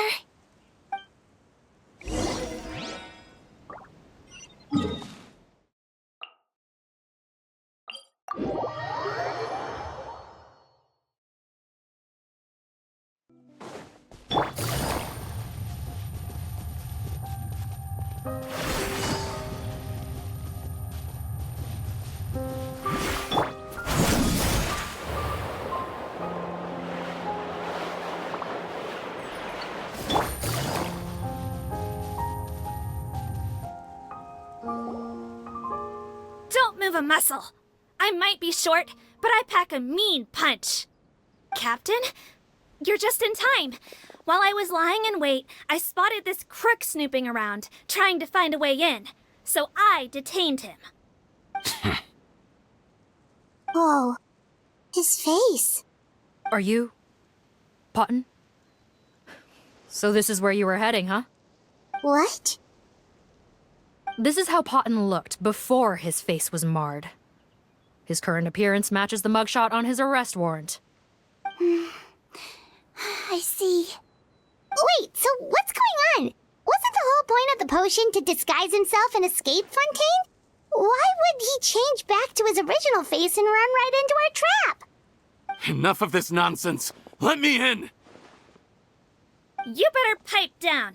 There's an old lady in there who's very sick. No way are we letting a crook like you inside. To heck with it. Listen to me. I'm Rawat. That's my mother in there. He's gotta be lying, right? Rawat was a victim in all this. He was forced into it against his will. How could he and this monster be the same person? Forced against his will? That's the funniest thing I've heard all day. Back when I was being coerced, everyone thought I was colluding of my own free will. And then when I actually became a criminal in my own right, you all suddenly thought I must be under duress. Amazing what a difference a handsome face makes. Save us the speech. Explain yourself. You want an explanation? Fine. I'll tell it how it is. When I was just potting, the whole world treated me with contempt. Ew. What do you want? Get away from me. Women despise me. Collaborate? You don't look like much of a researcher to me. My peers scorned me. Mr. Parton, was it? I'm most interested in your research. Consider my offer carefully. I doubt you'll find other investment opportunities. Only villains would work with me. You want out of the game? Forget about it. Turns out, I slipped up a little. Left your picture with some Marechaussee Phantom officers. Easy mistake to make. Now they've listed you as an accomplice and drawn up an arrest warrant. So I suggest you put any thoughts of running away to rest. If you get caught by the guards for being in the synth business, you ain't ever seeing the light of day again.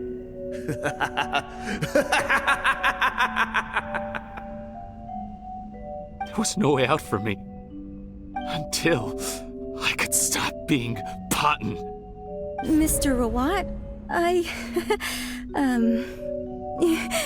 have something I'd like to tell you. I became popular with women. This new potion you developed is fascinating. Genius, in fact. Would you consider working with me? I'd be happy to sign a licensing agreement. My peers looked up to me. I'm very interested in your research, sir. You must no doubt have offers from countless investors, so far be it for me to ask for a full collaboration, per se. I merely wanted to express my interest. No pressure at all, naturally. And the villains even began to fear me. Becoming Rawat showed me what a superficial world we live in. But I did not hold a grudge. After all, this superficiality could be made to work in my favor. Or so I thought. But alas, the world seemed bent on finding a reason to make me despise it. Mother, I'm back. How are you doing?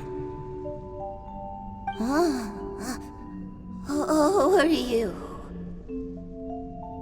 I bought the best medicine Mora could buy, but nothing would cure her illness. In the end, I hoped she'd at least be able to see her son one last time before she passed, but when everyone else rejected me, the only person who cared about me was my mother.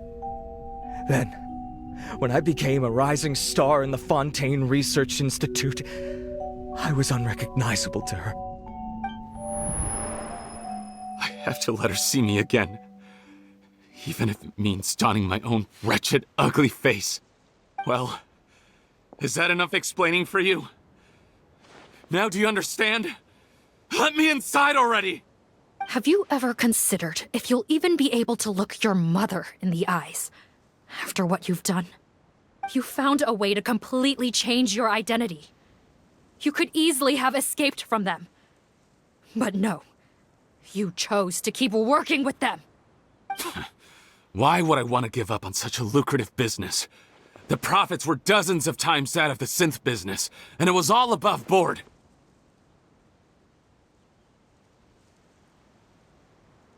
So you kept being a villain just for the money? Villain? By what standard? Is doing evil deeds really what makes someone a villain in your eyes? Or does it all come down to the way they look? None of you saw a villain when I was wearing my other face, did you? You have no right to judge me! You're all just fake people living in a hypocritical world! I regret nothing! My mother would understand! You're a villain to the core, but especially that tongue. Honestly, I don't see a villain when I look at your current face either. Don't humor me. You don't seem surprised by my confession in the least. How long have you known the truth?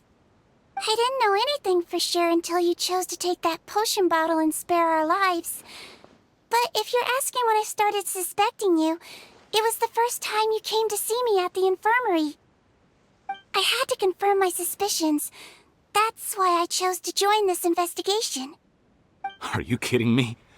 A young, promising researcher and a wretched criminal? What on earth gave you the idea that they could be one and the same person? Well, there were no visual clues.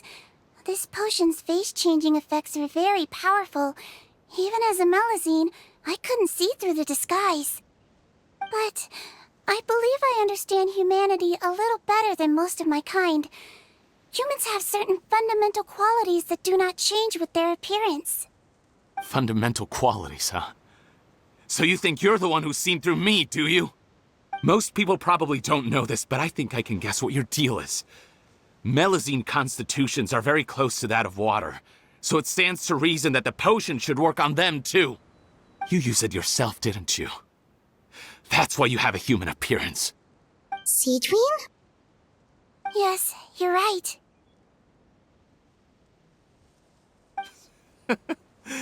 I'll bet it was back in the days when Melazines were discriminated against because of their appearance. It was either carry on living in the gutters as part of an alien race cast out by humanity, or become the head nurse of the fortress of Meripede, revered by all. Not a hard choice to make. It's a no-brainer. So you see, you and I were the same. And I'm the one who saw through you! That's not important right now. You came here to see your mother, didn't you? Well, I can grant you your wish. Huh? Head nurse, I'm not sure that's a good idea in his current state. Don't worry. Back in the warehouse when I traded the potion for our lives, I was doing it to test him. He was willing to risk sacrificing his only chance of escaping capture by opening the gate in exchange for the potion. Also, he could see his mother again. If nothing else, his concern for his mother is genuine. I see. So before you arrest him, please allow him to see his mother one last time. The Traveler and I will accompany him. You have nothing to worry about. All right. I understand.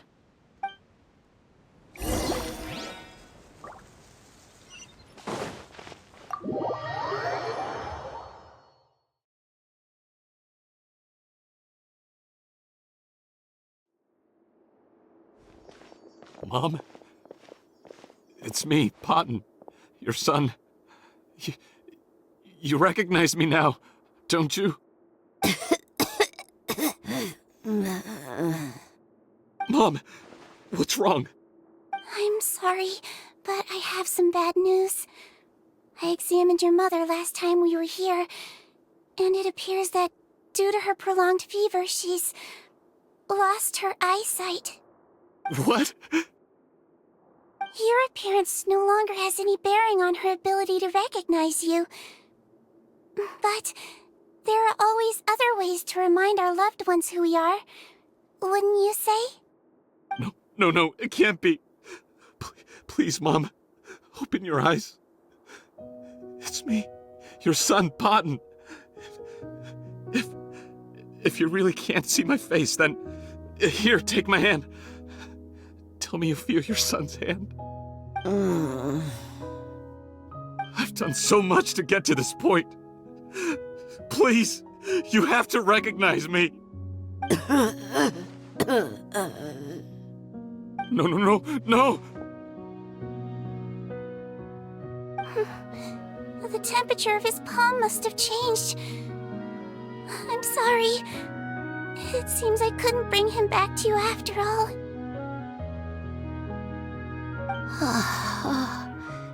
It's you. Thank you.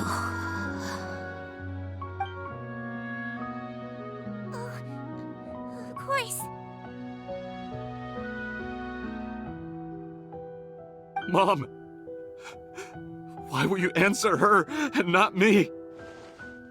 Why? Why? No more questions, Potton. She's gone. Mom? Mom?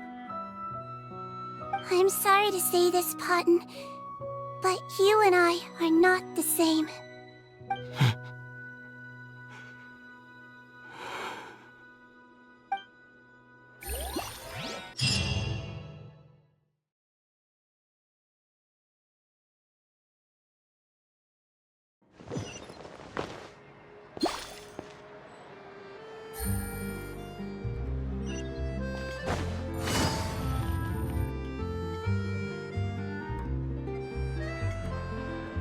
The wait is over, everyone! The sale of our new skincare product, Romaritime Essence, will now begin. Another skincare promotion! And it's selling as fast as last time. Wonder what people would think if they knew what was in the last batch. Oh, Sigewinne's here too! Hey, Sigewinne! Oh, Traveler Paimon, hello! Oh, I hope you two got a good rest yesterday after all your hard work. Of course! Nurse's orders, right? Anyway, are you here to take notes for your next article? Actually, I'm mostly here to help Officer Morgan wrap up yesterday's case. Ah, that reminds Paimon. That stuff sold like crazy, didn't it? Is it gonna cause huge problems? Nope, there's nothing to worry about. Unless modified, Butterfly Dew is an excellent skincare product that's completely safe to use.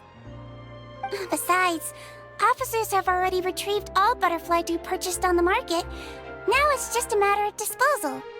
After consulting Monsieur Nervulette, I came up with a way to neutralize any harmful effects, so it'll evaporate naturally without polluting water or soil. Wow, it's Sigewinne to the rescue again! Thank you for serving as our consultant, head nurse. All the butterfly dew we recovered has been disposed of, according to your instructions. Great! Good job, everyone! Also, you mentioned you wanted a copy of Rawat's interrogation records. Well, technically, Potton's records. Anyway, I have them with me. Here. After he saw his mother for the last time, it was like all his mental defenses came crashing down. He put up no resistance during the interrogation, and answered all our questions. We learned a lot. Apparently, the formula was something he discovered by chance, while helping the criminal gang produce synth. Later, he came up with the idea to dilute it, and use the resulting substance as a skincare product. Their supplier was Vache. But you could also argue that they were the ones doing him a favor. His operation helped Vache's gang dispose of an enormous amount of evidence. It made for a seamless collaboration. One man's trash was another man's treasure, and there were no loose ends. It's no wonder we never noticed what Potton's gang was up to. Vache again, huh? Is there still no end to the harm he caused? Make no mistake. The crimes of Vache and his accomplices will come to an end. It's only a matter of time. Since the flood cut off their supply of primordial seawater, they've been forced to resort to riskier methods, like using their private reserve to attack people on the street. Naturally, those attempts all ended in failure. After receiving numerous reports, we were able to zero in on the gang and eventually round them up. That sounds more like it! Based on what he told us in his confession, we pretty much had him backed into a corner, even though he made a point of distancing himself from the gang while disguised as Rawat. He tried to throw us off his tail by reporting his accomplices, giving him enough time to transform back into Potton and see his mother one last time. But there was one thing he hadn't anticipated. Even though Potton had been missing for a long time, we were very much still on the lookout for him. So the moment he appeared in public after changing back to his original appearance, we caught him. So he tried this once before, huh? Guess he really did want his mother to see him again. But in the end... Looking at the interrogation records, it seems like he spent the first sum of money he earned as reward on his mother's treatment. Yes, which is why I suspect that his initial motive for using the potion was not personal greed, but a desire to become somebody who had the power to save her. Even so, he went too far. In the end, he got what he deserved. I understand. Thank you for bringing me these records. Why did you want them anyway? Patton was one of my patients, so I need to put together a medical file for him. My teacher always stressed that a person's life experiences are just as important to their file as their medical history. Why are you still treating him like your patient? Isn't he kind of beyond redemption now? That may be true, but a patient is a patient, regardless of the choices that bring them to my care. One last thing, head nurse. Please keep everything you know about this potion a secret. It would be for the best if most of Fontaine knows nothing of its existence. I know my fellow officers and I will be able to sleep easier if that's the case. Of course, not to worry. Thank you for understanding. I'll take my leave then. So, Sigewinne, did you really use that potion yourself? Why do you sound so surprised, Paimon? I told you all about it. It was quite a while ago now. You mean that story about the witch and the potion? So it was really, actually, genuinely a true story? Yes, it really, actually, genuinely was. But...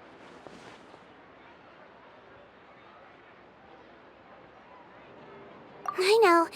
There are some secrets I can't tell anyone about. But considering everything we've been through together, I know I can trust you with them. Before I tell you, though, could you follow me somewhere? I want to pay my respects to an old friend. Of course!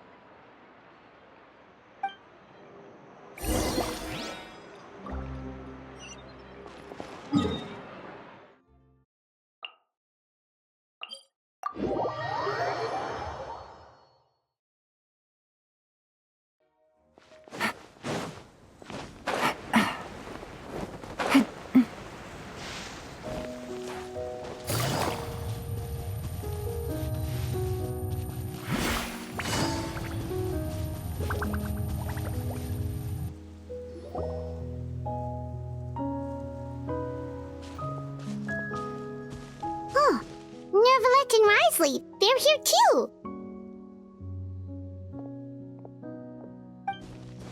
Good to see you, Traveler. Paimon. I trust all has been going well for you? Big news, everyone. The Udex is out of his office on important business. Is that genuinely something people would consider big news? Why wouldn't they? Important business is a big deal. Ah, yes, you're quite right. When someone you care about requires emotional support, being there for them at the right time and place is of the utmost importance. After reading the Maréchal Phantom's reports, I had a feeling a trip here might be in order. Take note. That, my friends, is how Monsieur Nervalette shows that he cares. We're both here for the same purpose, actually, to accompany Sigewinne as she pays her respects to her late teacher. So the old friend she mentioned was her teacher then? The witch? Oh, sorry. Paimon didn't mean to be rude. It's only because Sigewinne calls her that all the time, so... I doubt she considers that title to be offensive, Paimon. Don't worry. Indeed. In fact, I believe Sigewinne would take it as a sign of affection. She has spoken of this doctor on many occasions, and it sounds like she was a truly generous individual. In those days, many people harbored prejudices against Melusines. She was the only teacher willing to take Sigewinne on as a student. Wow. It's really nice of you two to be here for Sigewinne. Guess you guys really look out for your younger colleagues, huh? Younger colleague?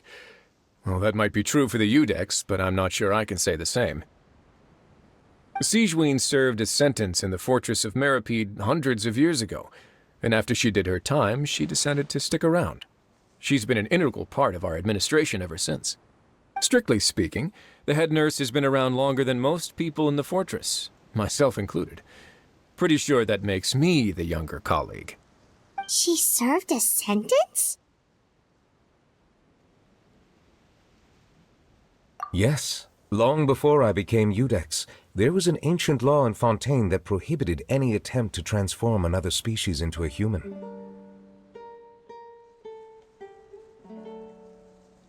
Initially, I and most researchers believed this law to have been imposed due to ethical concerns. But now, it seems more likely that the law was nothing more than an insurance policy, a way for Egeria to ensure that her people would remain insulated from the truth, thus enabling them to lead more straightforward, happier lives. Ignorance is bliss, as they say. Sigewinne had her reasons for choosing to obtain a human form, but the act was nonetheless in clear violation of the law. Could you tell us a little bit more about what happened back then? Certainly. Sigewinne does not object to her close friends learning about her history. In fact, I first learned of it myself because she confessed the truth to me of her own volition.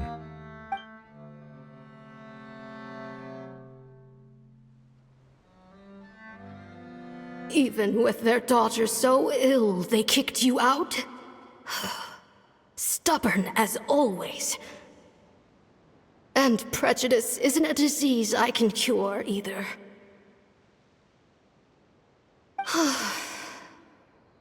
Shame that I don't have the energy to get over there. You're laughable, you old witch. You want to save everyone in Fontaine, but you can't even save the patient before you. Master, what are you...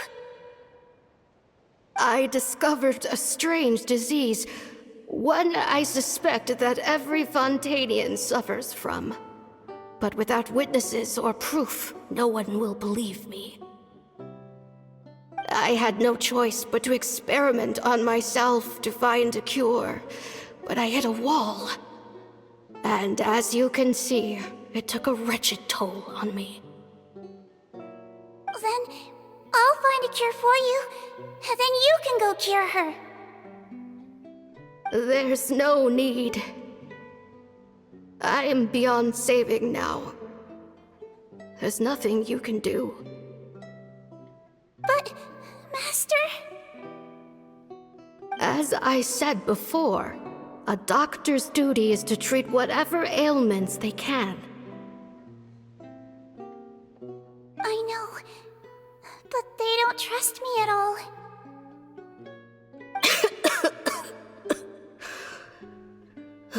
That girl. She's your first ever patient, isn't she?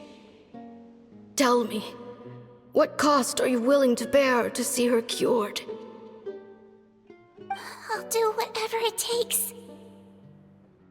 Even if it means breaking the law and being punished for it? As long as I don't hurt anyone. Yes.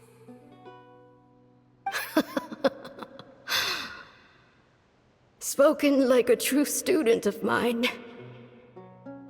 Then I shall make one more final gamble. And see my experiment through to its end. Leave me for now, and come back in 2 hours. If I am able to work this miracle, then I will have found a way to save all Fontainians, and I shall be able to help you treat that girl.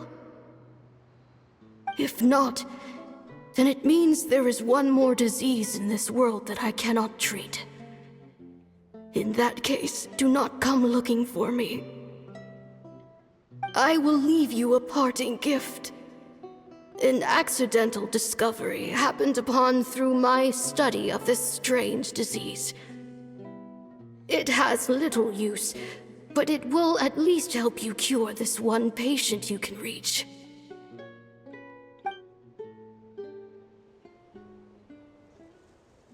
When Sigewinne returned, the miracle had not occurred. She found a potion bottle and a note on the table. After using the potion as instructed, she gained her current form, breaking Fontaine's law in the process. And after I had confirmed the veracity of the events, I gave my verdict. So that's what happened.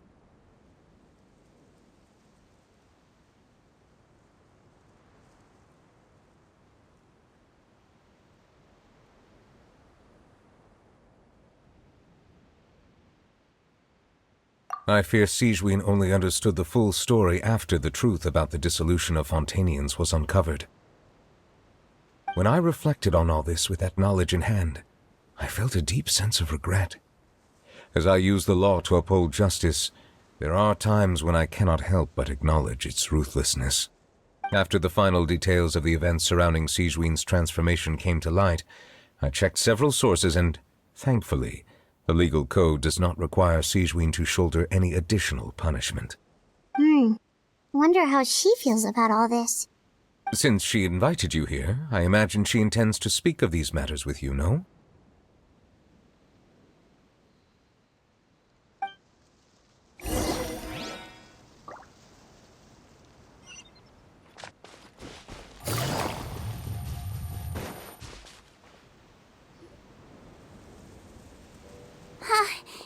You're here. The old friend I mentioned was my teacher. When she passed, her body was nowhere to be found. All that's left of her is an empty tomb. And even that's deep underwater now. Sigewinne, the witch who gave you the magic potion, she was your teacher, wasn't she? Sounds like Monsieur Neuvillette filled you in. After learning the truth, it must have been hard to process, huh? Well, to be honest, after I realized what really happened that night, my first thought was that it kinda made sense. It seemed exactly like the sort of thing she would do. But she was planning to sacrifice herself and never told you! That's just who she was. If lying is what it took to get a kid to take their medicine, then that's what she'd do. Alright, but why did you turn yourself in? I broke the law, simple as that. My teacher made her choice, and I made mine. True. It's just, the way Potton framed it when he was asking you all those questions, it made Paimon really mad. You're not like him at all, and everything Neuvillette said confirms that. And yet, you were still convicted and thrown in prison. It just feels so unfair. Unfair? I happen to think just the opposite. If I hadn't served that time, I'm not sure I would have been able to stay strong when he was questioning me. What makes you say that? I knew you'd be curious. Let me tell you a story.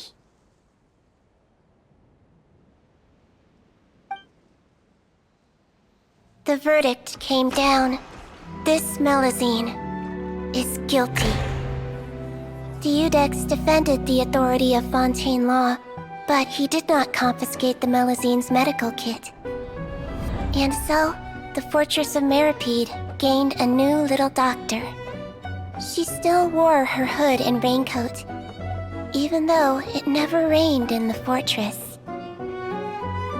Perhaps thanks to her human appearance, no one refused her treatment. She treated more and more patients, and her sentence grew ever shorter. Finally, the people of the fortress could not live without her, and though her sentence ended, she did not leave them either.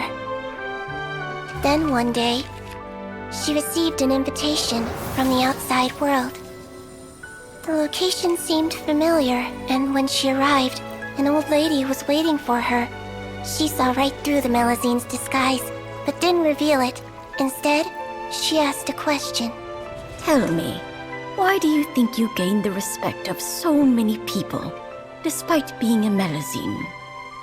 Because I look like a human? It's been 50 years, Sigewinne, and you haven't aged a day. I think everyone knows you are not human. I finally found you, after all these years. I still remember, you know. It was you who saved me that night. But how? I was no longer a Melusine by then. Does it really matter if you're human or Melusine? I remember the warmth of your palm. It's quite unmistakable. And you know what? It hasn't changed one bit. You don't have to hide anymore, Sigewinne. These days, everyone wants to make friends with Melusines. And I think that it's all because of you. I'm sorry I couldn't say this until now, but thank you, Dr. Melusine. Now that's an ending Paimon can get behind. After hearing everything Paten said, I wanted to tell him that it didn't matter who he looked like on the outside. But it was too late. The warmth in his palm had already disappeared. I tried to treat him, but the roots of his problem had nothing to do with his face. I understand. Thanks, you two. I appreciate you being here for me while I talk this through. Oh, it's nothing. Our pleasure. Oh, there's one more reason I invited you here. It's about time I finally give you what I promised. In order to restore the appearances of the face-swapping victims, the Marechaussee Phantom gave me special permission to make a few bottles of that potion. And I made one extra just for you two. We don't need it though. Shouldn't we destroy it? Well, even if you chose to destroy it, I still thought I should give it to you first. You two did so much for me. How could I break my promise? Well, fair enough, but anyway, Paimon's definitely not interested in this stuff anymore. Still, if this is the very last bottle in all of Teyvat, getting rid of it would feel like kind of a waste. Maybe we can give it a special meaning somehow. Oh, Paimon's got it! Melusine physiology wasn't affected by the Great Flood, right? So that means the potion should have a permanent effect on you. In that case, what do you say, Sigewinne? Ever thought about transforming back to the way you used to look? After all, from a Melusine point of view, Paimon bets Melusines look the cutest of all! Paimon, after everything, do you really think it matters whether I'm Melusine or a human? Well... What was Paimon thinking? You made up your mind a long time ago! Yeah, let's just destroy this thing. Leave it to me.